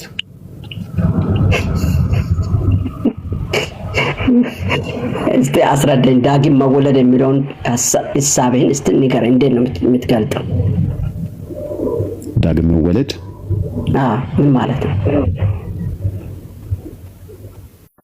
ይሄማ የማታ ተማሪው ግድ የለም እስቲ ንገረን። እኛ እንማር አይደለም ልታስተምረን እንዴ? እሺ እሺ እንደሚሻል ሰው ተናገረን። እኔ ትሻላለህ ብዬ ነው የምጠይቀኝ። እሺ ዳግም መወለድ ማለት አንድ ሰው በክርስቶስ ኢየሱስ አምኖ ሲጠመቅ ልጅነትን ከእግዚአብሔር ወይም ከክርስቶስ ኢየሱስ ያገኛል። ባይጠመቅስ ልጅ አይሆንም? አይሆንም። ከየት መጣ? አሁን አንተ ጥምቀት ጋር ዘላ ሄድኮ ለምንድን ነው? እስቲ ከየትኛው መጽሐፍ ነው የምታነበው ያለው ይሄንን ሐሳብ? ከየትኛው ማለት ከአንድ መጽሐፍ ነው፣ መጽሐፍ ቅዱስ። የትኛው ክፍሉን ንገረኛ። የሐዋርያት ሥራ ሐዋርያት ሥራ ላይ ስለ ጴጥሮስ። አዎ እናንተ ቤት ጥምቀት በማን ስም ነው?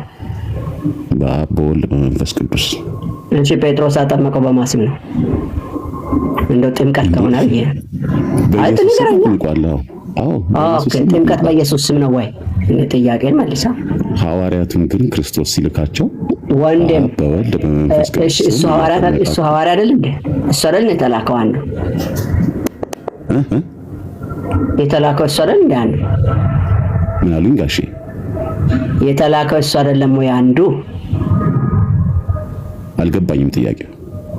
ስለዚህ የሐዋርያ ሥራ ጥያቄ አልገባህም ማለት ነው። ሐዋርያ ሥራ መጽሐፉ ራሱ ስለ ውሃ ጥምቀት ነው እንደሚያወራው ምዕራፍ 2 ወይ ኔትወርክ ነው ራሱ ነው ወራለው ነው። ሲከብደው እንደዚህ ነው የሚወርደው ልጁ። አንድ ሁለት ጊዜ ውሃ ጥምቀት አድርጎ ሊያወሩ ለምን እንደሚፈልጉ ነው አልገባኝም። እኔ ውሃ ጥምቀት ላልኩ ጥምቀቱን ደግሞ ለይተው አያውቁትም። ኧረ አልከበደኝም። ለምንድን ነው ራሴ አልወረድኩም? እሺ ካልወረድክ ኔትወርክ ሊሆን ይችላል። እሺ አሁን የጠየቅኩን መልስልኝ። ጴጥሮስ ሐዋርያ ሥራ ላይ የነበረው ጥምቀት የውሃ ጥምቀት ነው ወይስ የንስሐ ጥምቀት? ሐዋርያ ሥራ የነበረው ጥምቀት ማለት ልጅነት ነው። ምን አይነት ጥምቀት ነው የነበረው? ምን አይነት ጥምቀት ነው የነበረው? የንስሐ ጥምቀት ነው። ኦኬ ምን ማለት ነው? እስቲ ንገረኝ። የንስሐ ማለት የንስሐ ጥምቀት ሲባል ምን ማለት ነው?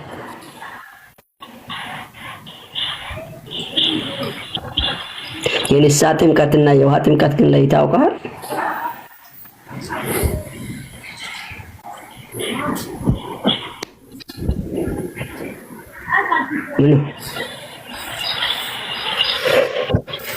ኦኬ ኤኒዌይ ብዙ ከኤርሚ ጋር እስቲ አውራሽ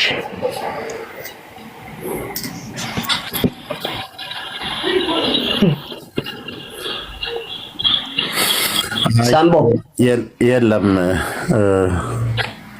ምን ሆነ ነው እንደዚህ አይነት ልምድ አለው። ኤኒዌይ ተባረኩ። አለው ኔትወርክ ነው። ታዲያ ምን እያደረክ ነው? አለው የምትለው እያወራሁ ነው። አይሰማም እንዴ እናንተ ጋር? አትሰማም? እስቲ ባል ከኤርሚ ጋር አውራ እስቲ። እሺ ኤርሚ እንዴት ነው? እኔ ጴንጤ ነኝ፣ እሱ ኦርቶዶክስ ነው። ይናግርሃል። በቃ ከሱ ጋር እስቲ አውራ። ኧረ ኤርሚን እናውቀዋለን። ኦርቶዶክስ አይደለም። ኖ ካንተ በላይ እንጂ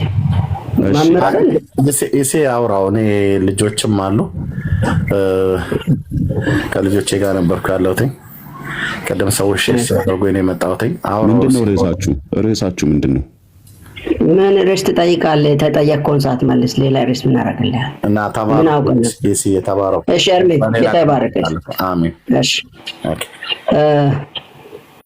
በርናባስ እንደ ኦርቶዶክስ ቄስ እስቲ አንተ አውራ ይሄን ሰው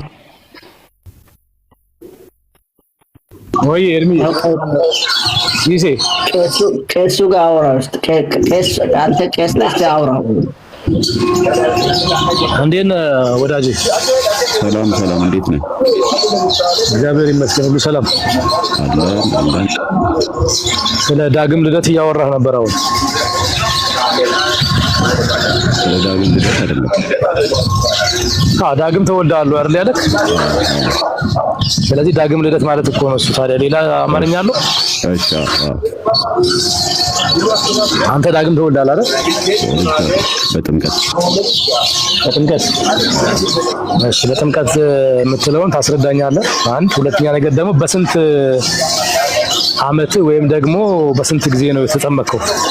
በ40 ቀን። በ40 ቀን አመንክ አንተ? አይ በቤተሰቦቼ እምነት መጽሐፍ ቅዱስ በቤተሰቦች በኬሮፍ እመኑ የሚላለ በብሉይ ኪዳን ጊዜ ከእግዚአብሔር ጋር ወይም ከአሕዛብ ላለመመደብ በአርባ ቀናቸው ሲገረዙ ነበር ይላል። መጽሐፍ ቅዱስ በአርባ ቀን ግረዝ የሚላለ ነበር። ወንድ ልጅ በ8 ቀን እንጂ በ40 ቀን አይገረዝም። በ8 ቀን ይቅርታ፣ በ8 ቀን። ስለዚህ 40 ቀን አትገረዝ። ሁለተኛ ነገር ደግሞ ግርዘት ደግሞ የጥምቀት ምልክት አይደለም። ያ የኪዳን ምልክት ያ ስማኛ እንዴ ያ ለአብርሃም የተገባለት የኪዳን ምልክት እንጂ ሲቀጥል ደግሞ አዲስ ኪዳን ላይ አሁን ቆይ ስማኝ፣ አዲስ ኪዳን ላይ ማንም ሰው በ40 ቀን አጥምቆ አላየን።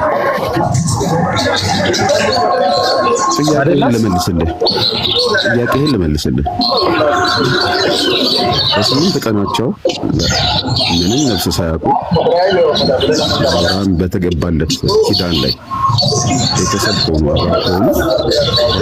ሰው ተጠምቆ ለምንድን ነው ክርስትና ያገኘበት ማለት ነው? በእናትህ አንዴ በኔ ልጅ ዝም ብሎ ምንም አያውቅም። አሁን ኦርቶዶክሶችን ያልሆነ ነገር እንድንናገር እንዳያደርገን ከቤቴ ይኸውልህ ምን አለ መሰለህ፣ አንዳንድ ጊዜ ምን አለ መሰለህ፣ ሰዎች ጉንጭ አልፋ እውቀት ይዙና ዝም ብሎ ወሬ ይዙና አሁን መላምት ሳይኮሎጂ ምናምን አታምጡ እዚህ ጋር መጽሐፍ ቅዱስ ቤዝ የሆነ ነገር አውሩ። ሲቀጥል ደግሞ ጥምቀት ይሄ ውሃ ውስጥ ተዘፍቆ መውጣትን ብቻ አትመልከት። ጥምቀት ስንት አይነት ጥምቀት አለ፣ ምን አይነት ጥምቀት አለ የሚለውን ነገር ሰው ቆም ብሎ ማወቅ አለበት። ገና የገባው 10 አይነት ወሬ ያወራል። እሱ ይጠቅማል። ምን ይጠቅማል? ምንድን ነው ለመዳን የሚጠቅመውን ወሬ ነው የምናወራው። እኔ ቅድም ኤርሚያስ አሁን ስለተሳደበ ባህሪው ስለሆነ ይሳደብ ነው። አልተሳደበም። አንተ ራስህ ውሸታም ነው ብሎ መናገር አድምጠኝ፣ ዋሽተሃል። አሁንም እኔ ራሱ አሁን ከገበላ አይቀር የውሸት አባት ነው የሚጠይቀኝ። የውሸት አባት ማን ነው?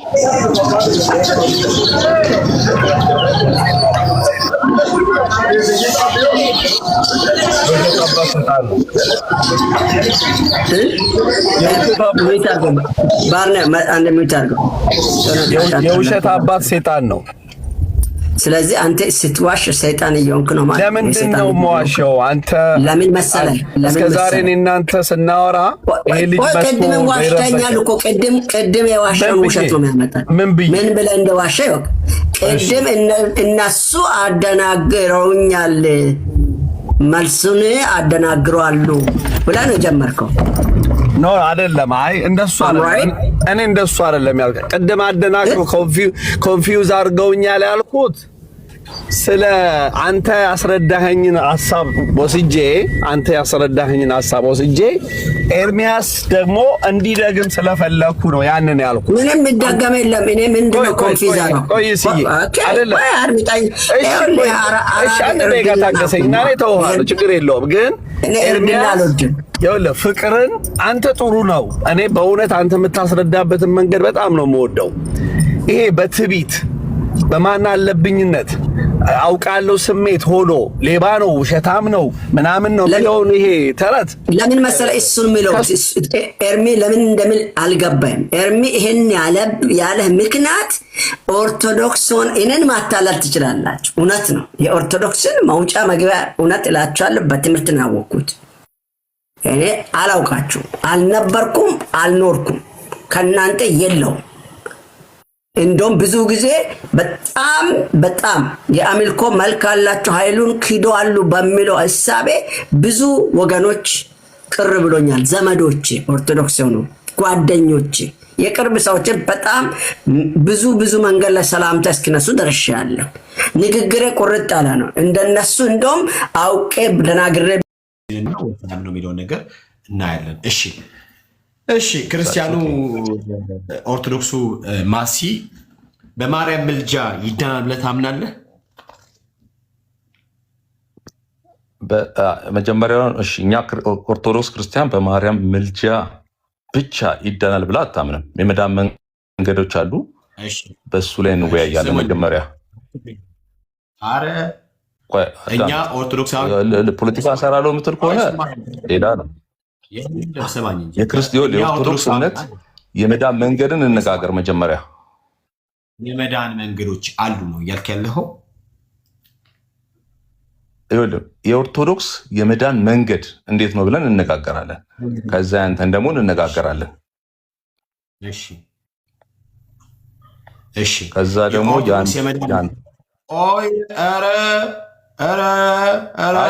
አባዬ አረጋጋ ብራዘርዬ፣ ችግር የለውም። ምን ብላል መሰለህ? በማርያም ምልጃ ብቻ ይዳናል ብለን አናምንም። ያ ማለት በማርያም ምልጃ በኩል እንደሚዳን አንደኛው የመዳኛው መንገድ ነው። ሌሎችም አሉ ነው። እሱን እናውቃለን። አትንገረን እንደዚህ ብላ ኦርቶዶክስ እንደዚህ ብላ አታስተምርም። አንተ እኮ ነው አሁን ተረጋጋ እንጂ ብራዘርዬ። እኔን ምን አልኩኝ ታዲያ? እኮ ብራዘርዬ አሁን የምናወራው በማርያም በኩል ስለሚገኘው በምልጃ በኩል ስለሚገኘው ድነት ነው እያወራን ነው። ራይት? አንተ የጠየቁ እኔ በማርያም ምልጃ ይዳናል ብለህ ታምናለህ ወይ አልኩ። አንተ ደግሞ አይ በማርያም ምልጃ አሁን ለእኛ እየተበረከን ነው። አዳምጣ ስማ። አንተ አሁን ኦርቶዶክስ በማርያም በኩል የሚገኘው ድነት ብለህ መጠየቅ ሁሉ የለብህም። የኦርቶዶክስ የድነት መንገድ የቱ ነው ምንድን ነው ብለህ መጠየቅ ያለብህ መጀመሪያ። ከዛ ነው የምትነሳው እንጂ አሁን ሪሰተ በማርያም በኩል የሚገኘው ምልጃ በኩል የሚገኘው ድነት። አሁንም ስማኝ። ማነው ክርስቲያኑ ኦርቶዶክስ ማስ የሰማኝ ከሆነ ጥያቄ ይሄ ዛሬ መዳን ከሚገኝባቸው አንተ ከምታምናቸው መንገዶች አንዱን ይዤ የመጣሁት እርሱም በማርያም ምልጃ በኩል ስለሚገኝ ድነት ነው ያወራው። ነው ይዤ የመጣሁት በማርያም ምልጃ በኩል እንደሚዳን የምታምን ከሆነ በማርያም ምልጃ ስለሚዳነው ጉዳይ ነው ልታወራ የሚችለው። አሁን ጥያቄ ምንድን ነው መሰለህ? በማርያም ምልጃ ይዳናል ብለህ ታምናለህ ብራዘርዬ? ምን አይነት ጥያቄ ነው? የኦርቶዶክስ የድነት መንገድ ምንድን ነው ጠየቀኝ መጀመሪያ። እንደዚህ አይነት ጥያቄ የለም። ገብተዋል? እሱ ሌላ ጊዜ ቶፒክ ይዤ እመጣለሁ። ሌላ ጊዜ እንደዚህ አይነት ቶፒክ የለም። አንተ የምትፈልገውን ብቻ መንገድ እሺ ስማኝ። አሁንም ስሙኝ። ባይ ዘ ዌይ ደንግጣቱታ ና ተመልሰህ ግባ። ደሱዬ ትቀጥላላችሁ። ላስገባው እንደዚህ ነው የሚወጣው። በዚህ ልክ ደረትን የነፋበትን ጉዳይ እንዴት ብራዘርዬ፣ እንዴት ደረትን ነፍተህ ከኛ ውጭ ምናምን ብለህ እንዴት ነው ማለት እንዴት ነው ብራዘርዬ? እንዴት ቻልከው ታዲያ ሮጠ ማውጣትን? ከኛ ውጭ ክርስቲያኖች አሉ ብዬ እኔ አላስገባው። ኔትወርክ እምቢ ብሎኝ ነው እያለ ነበር። ይቅርታ ጠይቋል።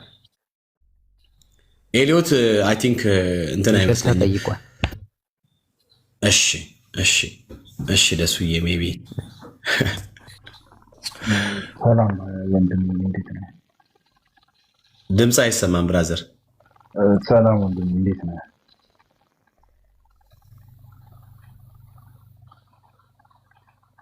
አሁንም አይሰማም። ድምፅ አይሰማም አባ። ኦኬ እሺ፣ አሁንስ? አሁን አሪፍ ነው። እሺ ከደሱ ጋር ቀጥል። ከየት ቤተክርስቲያን ነህ? ከኦርቶዶክስ ተዋህዶ ቤተክርስቲያን ነው። ጎበዝ። በቃ ደስ ሲል እንደዚህ በእምነቱ የሚኮራ ሰው ደስ ይለኛል። በነገራችን ላይ ደሱዬ አውራ ውስጥ። እሺ ኤሎቴ፣ እንኳን ደህና መጣ ወንድሜ። ሰላም ላንተ ይሁን። እንኳን ደህና ቆያችሁኝ። ሰላም እናንተ። ጥያቄ አንድ ብቻ ነው የጠየቅነው እና ጥያቄው ግልጽ የሆነ ጥያቄ ነው። በማርያም ምልጃ የሚዳን ድነት አለ ወይ የሚል ነው።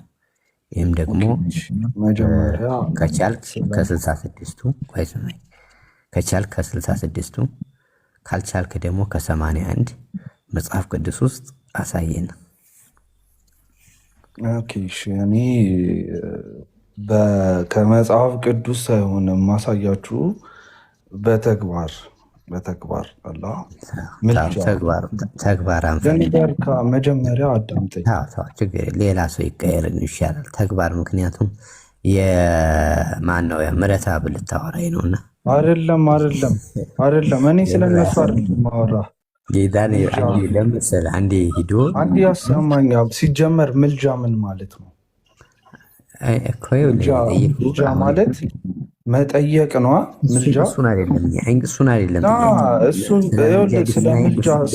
ስለ ምልጃ ስታወራ መጀመሪያ የምልጃን ትርጉም ማወቅ አለብህ። ወንድምነት እኛ የምልጃ ትርጉም አልጠፋብንም። በቃ እሺ፣ እንደዛ ካልጠፋብህ ላስረዳ። አንድ ፓስተር መጥቶ ልጸልይልህ ሲለኝ አልዳንክም ልጸልይልህ ሲለኝ ምን ማለት ነው? ምልጃ እየጠየቀኝ ነው። ለእኔ ነው። ለምን እንደዚህ ከሆነ ያስወጣናል፣ ሁለታችንም ነው የሚያስወጣን ቤቱ። ስለዚህ ምንድነው የምታደርገው መሰለህ? ተረጋግተን እንስማ። ጥያቄው ግልጽ የሆነ ነው። በማርያም ምልጃ ይዳናል ወይ ነው? አዎ ይዳናል ከሆነ ጥቅስ አውጣ። አይዳንም ከሆነ በቃ ተስማማን። ይዳናል፣ በምልጃ ይዳናል። እሺ፣ ስለዚህ ጥቅስ ይዳናል። ወንድምየው በቃ እኔ አሁንም ግልጽ የሆነ ጥያቄ ነው ጠየቅንህ። ከ80 አሐዱ እኛ 66 አንልም። ከ80 አሐዱ በማርያም ምልጃ ይዳናል የሚል ያሳየን። ኦኬ፣ አሁን ትጠብቀኛለህ አንዴ? ችግር የለውም ደርሰና፣ ችግር የለውም። ከ80 አሐዱ ጨመርኩልህ።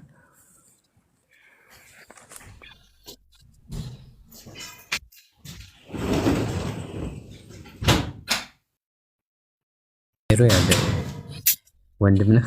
እንዴት ነህ?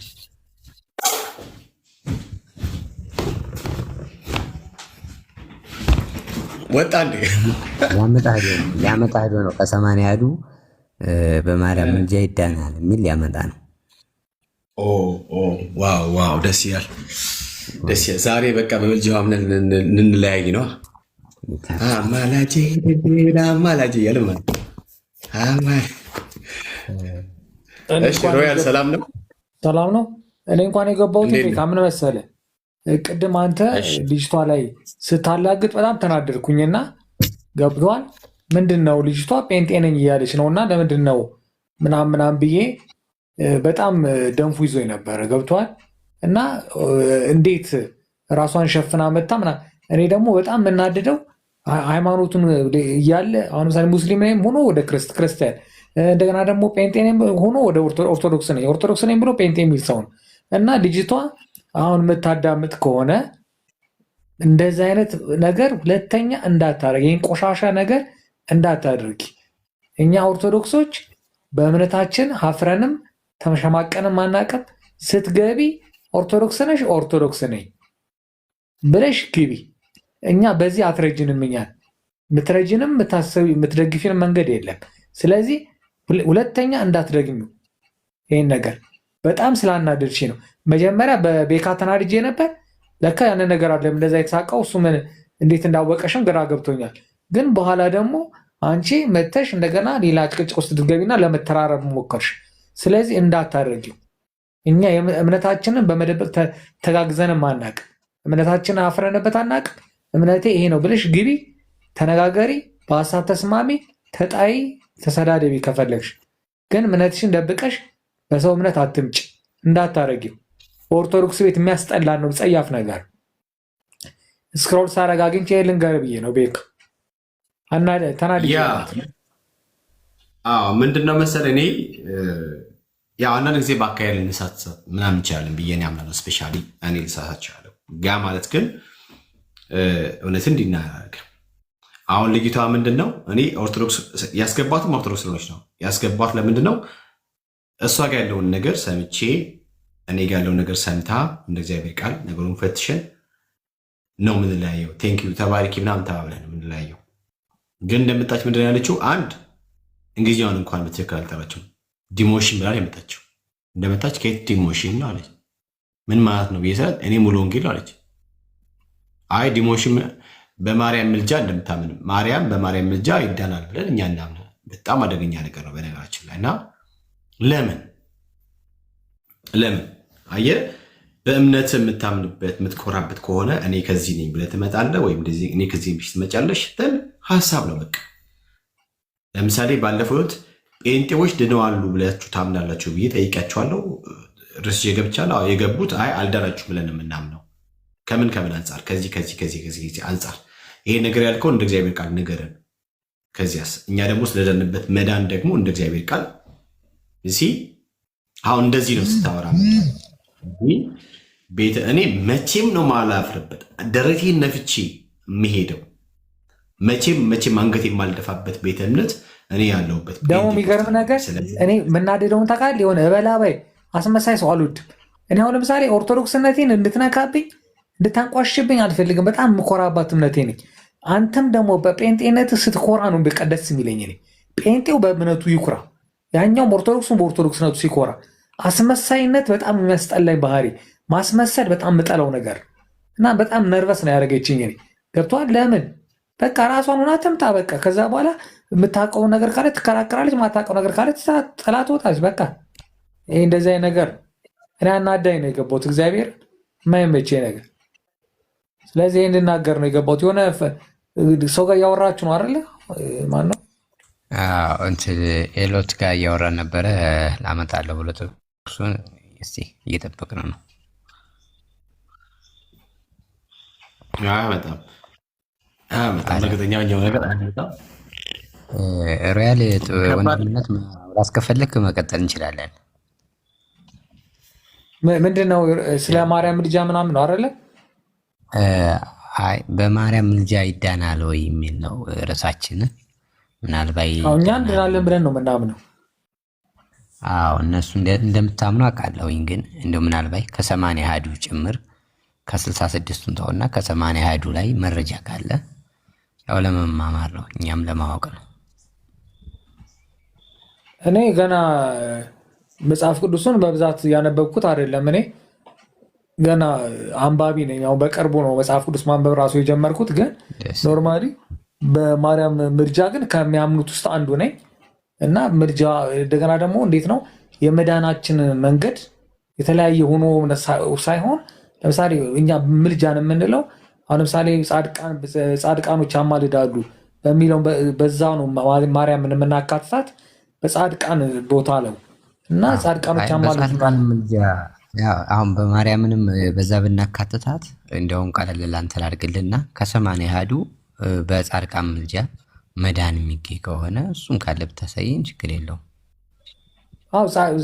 እንትን የጻድቆች ጻድቅ አማልዱ የሚል አለ መጽሐፍ ቅዱስ ላይ። ማማለድ አይደለም ጥያቄው፣ በምልጃ መዳንን ነው አሁን እንጂ። ይኸውልህ ለምሳሌ አብርሃም ለኬጢያውያን አብርሃም ለህዝቡ ማልዷል፣ ሙሴ ስለ ህዝቡ ማልዷል፣ ብዙ እነ ዳዊት ማልደዋል፣ ኢዮብ ለጓደኞቹ ማልዷል። እኛ በዚህ ዘመን ያለ ቤተክርስቲያንም አሁን አይተህ እንደሆነ ቅዳሴ ሲቀደስ ለሀገር ሁሉ ትማልዳለች፣ እኛም ስንጸልይ እንማልዳለን። ግን ይሄ ምልጃ ያድናል ወይ? ኦርቶዶክስ ነህ እንዴ? ኦርቶዶክስ ነህ? አይ እኔ የምልህ ያው ከኦርቶዶክስ ስለመጣ ሁሉንም ስለማውቅ አንተማ ታውቃለህ ሁሉንም። እሺ ምን መሰለህ ማይሮሪዬ፣ ኢሳይያስ 58 ቁጥር 19 ላይ እንዲህ የሚላል እግዚአብሔር ከሰማይ ወደ ምድር ተመለከተ፣ ፍርድም እንደሌለ አየ፣ ወደ እርሱ የሚማልድ እንደሌለ ይላል። አየህ፣ እግዚአብሔር ወደ እርሱ የሚማልድ ሰው አጥቶ ነው ማንን የላከው? ልጁ ኢየሱስን የላከው። ሰው አጥቶ ሰው ቢኖር ኑሮ በቃ እነ አብርሃም እኮ አሉ በዛን ዘመን፣ እነ ሙሴ እኮ አሉ በዛን ዘመን። እንዴት እግዚአብሔር አጣዋለ ስትል እግዚአብሔር የሚፈልገው ምልጃ ካሳ ከፍሎ በመስቀል ላይ ራሱን ሰውቶ እግዚአብሔርና ሰው ተለያይተው ስለነበረ የተለያዩትን ሰዎች ማስታረቅ፣ በዛ ባስታረቀው በልጁ ስራ ደግሞ ሰዎችን ጠቅልል አድርጎ ወደ እግዚአብሔር መንግስት ማስገባት ነው። የዕብራውያን መጽሐፍ ምዕራፍ 10 ቁጥር 24 ላይ በከፈተልን በአዲስና በሕያው መንገድ ይልና በመጋረጃው ይላል። መጋረጃውን ሲተረጉመው ማለትም ይልና በስጋው በኩል ይላል። ወደ እግዚአብሔር ወደ ቅድስተ ቅዱሳን እንገባለን ይላል። ወደ እግዚአብሔር የምንገባበት ብቸኛው የመግቢያው መንገድ ጌታችን ኢየሱስ ክርስቶስ ዮሐንስ 14 አነ ውእቱ ፍኖትኒ ወሕይወትኒ፣ እኔ እውነት ነኝ፣ መንገድ ነኝ፣ ሕይወት ነኝ። ከዛ ይቀጥልና በእኔ በቀር ካልሆነ አለ ማንም ወደ እግዚአብሔር መንግስት አይገባም አለ። አሁን በነከሊት በኩል በነከሌ በኩል በነከሌ በኩል ብንል ኢየሱስ ግን ምን አለ? በእኔ በቀር ካልሆነ ማንም ወደ እግዚአብሔር መንግስት አይገባም። ምናልባት ጥቅሱን ጽፈህ ልታዩ ትችላለህ። እሱንማ እናውቀዋለን እኮ በእኔ በኩል የሚለውን እኮ እናውቃለን። ሁላችንም ኦርቶዶክሳውያን የምንስማማበት ነገር ነው። ምክንያቱም ክርስቶስ ኢየሱስ ወደ ምድር ላይ ወርዶ ያደረገው መካከለኝነት እስከ መጨረሻው ድረስ መካከለኛ ሆኖ እንደሚቆይ እኮ እናምናለን። እኛም እኮ መካከለኝነቱን እስከ መጨረሻው ድረስ ያ መካከለኝነት ይቆያል ብለን እናምናለን። ኦርቶዶክሳውያንም ማለት ነው። እና ግን አሁን ለምሳሌ የማርያም የጻድቃን ምናምን ምልጃ የምንለው ግን እኛ ከክርስቶስ ምልጃ ጋር ተገናኝቶ አይደለም። እኛ ክርስቶስን ያማልዳል ብለን ሳይሆን የምንለው ቅዱሳን ከሞቱ በኋላ እምድረ ሞቱ ለሰብእ አልቦቱ ንስሐ ይላል አይደል? ለምሳሌ ቤተክርስቲያን ትማልዳለች። አንዴ ከሞተ በኋላ ለሰው አንድ ጊዜ ሞት፣ ከዛም በኋላ ምን ይጠብቀዋል ነው የሚለው? ፍርድ። ሰው ከሞተ በኋላ ፍርድ ነው የሚጠባበቀው። ጻድቃን እና አሁን ለምሳሌ ሰማዕታት ሞቱ ማለት እንችላለን። ከዛ በኋላ ከሞቱ በኋላ በቃ ስጋቸው ተቀበረ፣ እነሱም አለቁ ሞቱ ማለት ነው። ሞት ማለት ሁለት አይነት ሞት ነው ያለው። ስለ ሞት ስናወራ ሞት መለየት ማለት ነው ትርጉሙ። አንደኛው ከዚህ ዓለም መለየት ሞት ይባላል። ሁለተኛው ሞት ደግሞ ከእግዚአብሔር መለየት ሞት ይባላል። ጻድቃን ከዚህ ዓለም ሞት ሙተዋል፣ ነገር ግን ከእግዚአብሔር አልተለዩም። እዛ ሰማይ ሂደው ግን ፍርድ እስኪደረስ ድረስ ወይም ጌታ ኢየሱስ መጥቶ በኃጥአንና በጻድቃን መጨረሻው ፍርድ እስኪያደርግ ድረስ ሰማይ ላይ እነሱ እግዚአብሔር እያመሰገኑ መኖር ነው እንጂ እንደዚህ አንዱን በማለድ እንደዚህ የሚደረግ ምናምን የሚባል እንትን የለም። ለምሳሌ አሁን መላእክቶች ለምሳሌ እኛን አይረዱንም፣ መላእክቶች እኛን አይማልዱንም፣ አይረዱን። አሁን ለምሳሌ ዳንኤል ላይ ታላቁ ሚካኤል መልአክ ሊረዳ መጣ የሚለው የተለያየ መላእክቶች የሚሰሩት ላይ ቅርሳ ላይ ብቻ እንትን አትብሉ አይሻልም? ዲያቆን እንዳይሰፋብን እሱን ደግሞ ነገርስ ይዘን እንመጣለን ማየት እንችላለን። ግን ምናልባት ዳንኤል 9ን ከሆነ 10ን ከፈለግ 9 ላይ አንብበው። ዳንኤል አይደለም ሊረዳኝ መጣ ያለው ገብርኤል ነው። ገብርኤል ሚካኤልን ነው። ስለዚህ ገብርኤል ሚካኤል ለገብርኤል ሊረዳው እንደመጣ ነው የሚያወራው። እና እሱን ቁጭ ብለህ መጽሐፍ ቅዱስ ስታጠና በደንብ ታየዋለህ። መጽሐፍ ቅዱስ እያጠናው ነው ያለሁት እኔ አሁን በደንብ መጽሐፍ ቅዱስ እያነበብኩ ነው ያለሁት። ኖርማሊ ሁሉን ነገር መጽሐፍ ቅዱስ ጥሩ እንደሚገልጽ ያወቅኩትኝ አሁን ነው። እኔ በፊት መጽሐፍ ቅዱስ የት እንዳለ ማላቅ ሰው አሁን መጽሐፍ ቅዱስን እያነበብኩት ነው እና ከማንበብም አንዳንድ ነገሮች አግኝቻለሁ። እግዚአብሔር ይመስገን። እንደውም እምነቴ እንዳጠነክር አድርጎኛል። ከአንዳንድ ዓለማዊ ህይወቴ እየቀነስኩ ነው። ከዓለማዊ ህይወቴ እየቀነስኩኝ እምነቴን እንዳቃት እያደረገኝ ነው። በፊት ኦርቶዶክስን አላቃትም ነበር። አሁን ኦርቶዶክስን ራሱ እንዳቃት አድርጎኛል እና ማንበቤ ይጠቅሞኛል። ማንበብ ነው። በርታ ወንድምዬው፣ ጥሩ ደስ ይላል። ስለዚህ ያው በምልጃ ዙሪያ ይሄ ያድናል የሚለውን ቀጣይ ቢሆን አንብበህ እንደምንገናኝ ተስፋ እናደርጋለን። በቃ አሪፍ ሰው አስገቡና ተከራከሩ። እናንተ ጊዜ አልግደልባችሁ አይሻልም? ቤካ ልክ ነው ወንድሜ። አይሰማም ድምፅ ቤካ ሚዩት ነህ። እሺ አም ሶሪ። እንትን ምንድነው ተስፋዬ ወንድማችን ከስር ያለው ኦርቶዶክሳዊ ወንድማችን ግባና እስቲ አውራ አንተ። በቃ ሜይ ቢ ምንድነው መሰለህ እኛ ስህተት ከሆንን ከስተታችን መታረም አለብን አለ። ስለዚህ ገብተህ ከስተታችን እንደ እግዚአብሔር ቃል አርመን እንደዚህ ጋር ለምሳሌ ለሱ ትክክል አይደለም፣ ቤካ ትክክል አይደላችሁም፣ የምታምኑት እምነት እንደዚህ አይደለም፣ ይሄ ለምሳሌ ሐዋርያ ጳውሎስ እንደዚህ ነው የሚያምነው እንደዚህ ነው የሚያስተምረው ምናምን ብለህ እንደ እግዚአብሔር ቃል አርመን አይሻልም? እንደዚህ ነው የሚደረገው። ስንቴ አይ ቲንክ 15 ጊዜ ልክ ይላለሁ አትገባም። ግን ከስር በኮሜንት ልክ አይደለም ሮያል ምናምን ስትፋይን እኮ ገብቶ ማሳየት ነው። ለምሳሌ ኢቨን እንኳን ዳንኤል ላይ የተጠቀሰው ያ ገብርኤልን ሊረዳ የመጣው ሚካኤል አንተ እንዳልከው ዳንኤል ነው ሊረዳ መጣ ያለው ብለህ እንደምታምን እርግጠኛ ነኝ። ዳንኤል ስለማለቱ ራሱ ገብተህ አትሳይም። ከመጽሐፍ ቅዱስ ማስረጃ አታመጣም።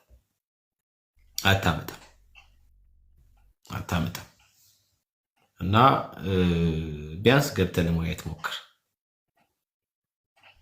ገብታችሁ ተወያዩ። ሌሎች ኦርቶዶክሳን ወንድሞቼ ተወያዩ። እኔ በዚህ በድፍረቴ እኔ አላወራም፣ ተስፍሼ እኔ አላወራም። የሚያወራው ዲያቆን ደሱ ነው። እኔ ዝም ብዬ ነው የምሰማው። አንተ ከዲያቆን ደሱ ጋር ግባና በማርያም ምልጃ በኩል እንደሚዳን አሳየን። በነገራችን ላይ ይሄው እዚህ መጽሐፍ ላይ አለ። የማርያም ምልጃ ዝም ብሎ ቅዱሳን ምናምን ተብሎ እንደሚነገር አይደለም። በነገራችን ላይ አይደለም። የማርያም ምልጃ ከክርስቶስ ኢየሱስ ምልጃ ጋር ኢኳል ነው የተቀመጠው። ምንም ልዩነት የለው። እናምናለን እኮ ምልጃዋን እኮ እናምናለን እኮ አልኩ። እኔ ማምንበት ምን መሰለህ፣ ለምሳሌ የማርያም ምልጃ ስታምን የምታምነው ክርስቶስ ኢየሱስ በሰራው የምልጃ ስራ እንደምታምነው ነው ማለት ነው። ሮዋሊ አይደለም? ኧረ አይደለም፣ ኧረ አይገናኝም። ይሄ መጽሐፍ ግን ያገናኘዋል እኮ ነው ጥያቄ። ይሄ መጽሐፍ ያገናኘዋል። አንደኛው ነገር። ሁለተኛው ነገር ደግሞ ማርያም ሰው ናት። እኛ የምናውቃት ማርያም የጌታ እናት ማርያም ናት። ኦኬ፣ ሰው ናት። አዎ፣ በኦርቶዶክስ ተዋሕዶ ቤተክርስቲያን ደግሞ ማርያም ሰው አይደለችም ናት ተብሎ አትታመንም። ኧረ ተው መጽሐፍ እኮ መጽሐፍ ሰው አይደለችም የሚል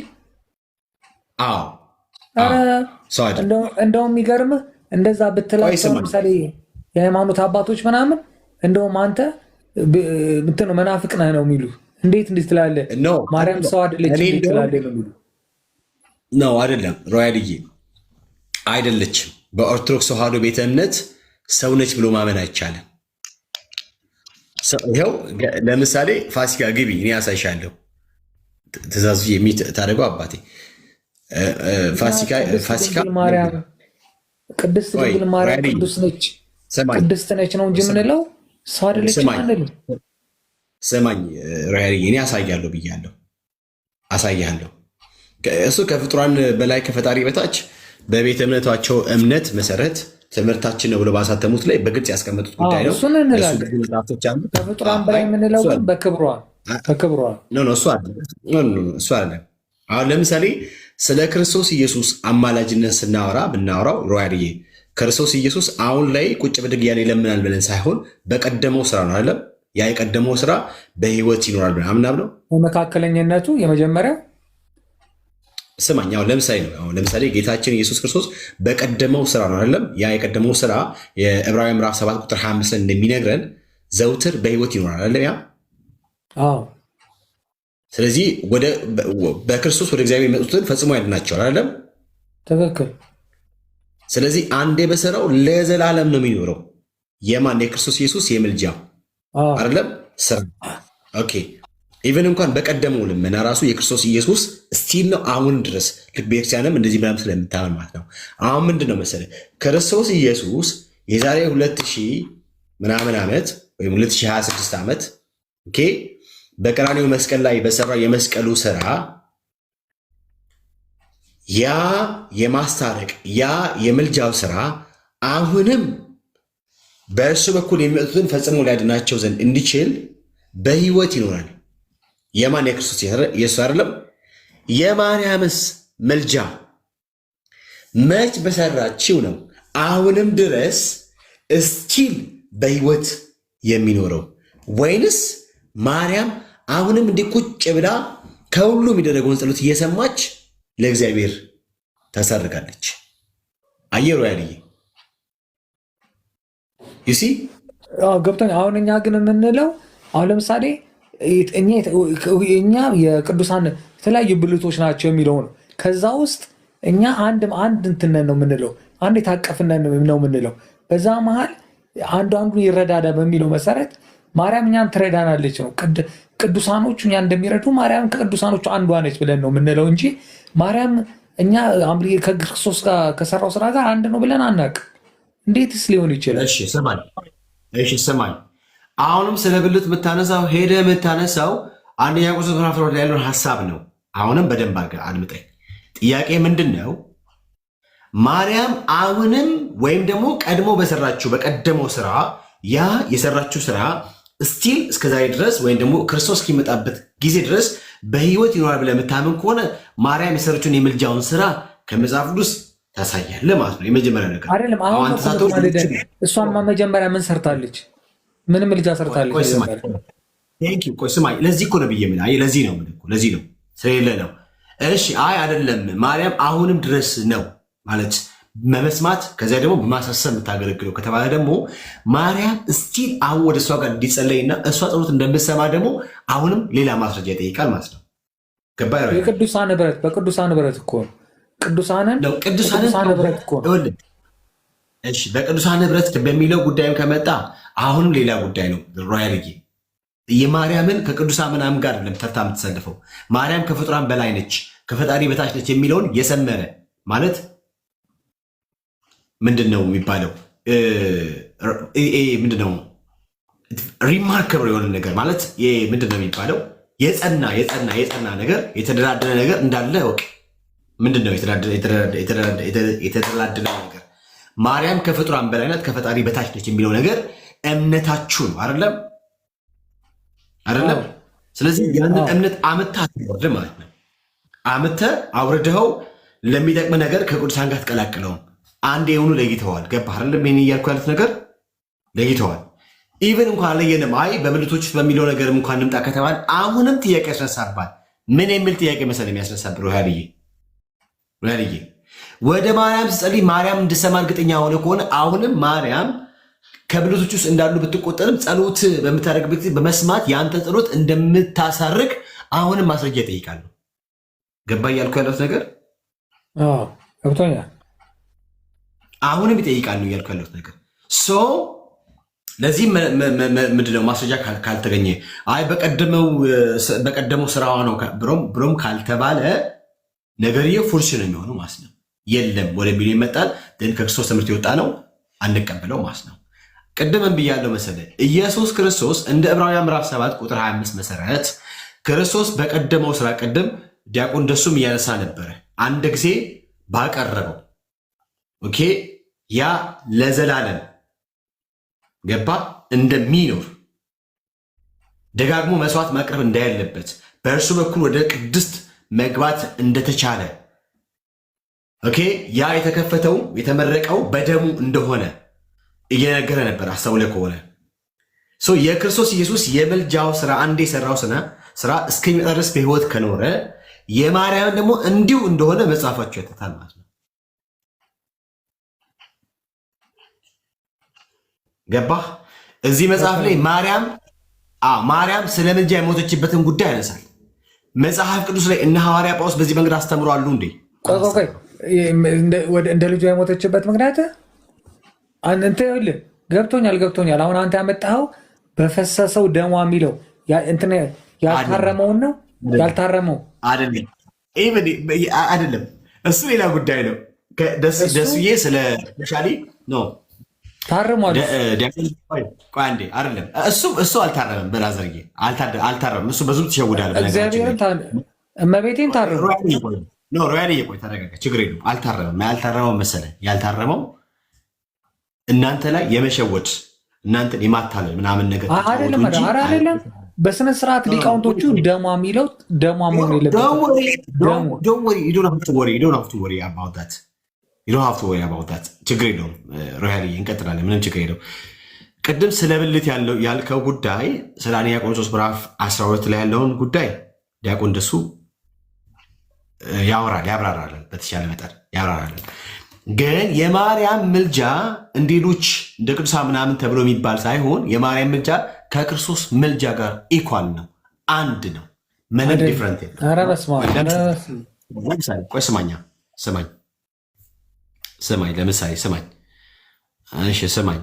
ለምሳሌ ዕብራውያን ምዕራፍ 7 ላንብብና ከዛ ደግሞ አነባለሁ።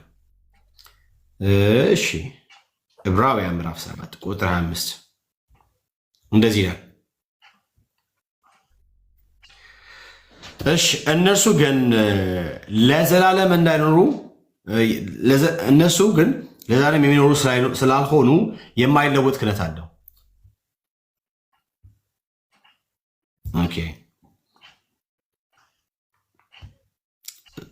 ሶሪ እርሱ ግን ለዘላለም የሚኖር ስለሆነ የማይለወጥ ክህነት አለው ካለ በኋላ ቁጥር 25 እንደዚህ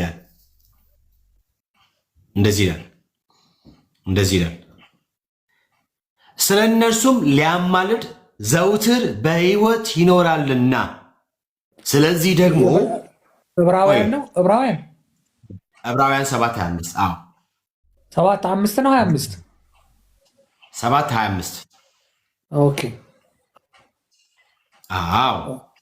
ቁጥር 24 እንደዚህ ያለ እርሱ ግን ለዘላለም የሚኖር ስለሆነ የማይለወጥ ክህነት አለው ካለ በኋላ ቁጥር 25 ስለ እነርሱም ሊያማልድ ዘውትር በሕይወት ይኖራልና ስለዚህ ደግሞ በእርሱ ወደ እግዚአብሔር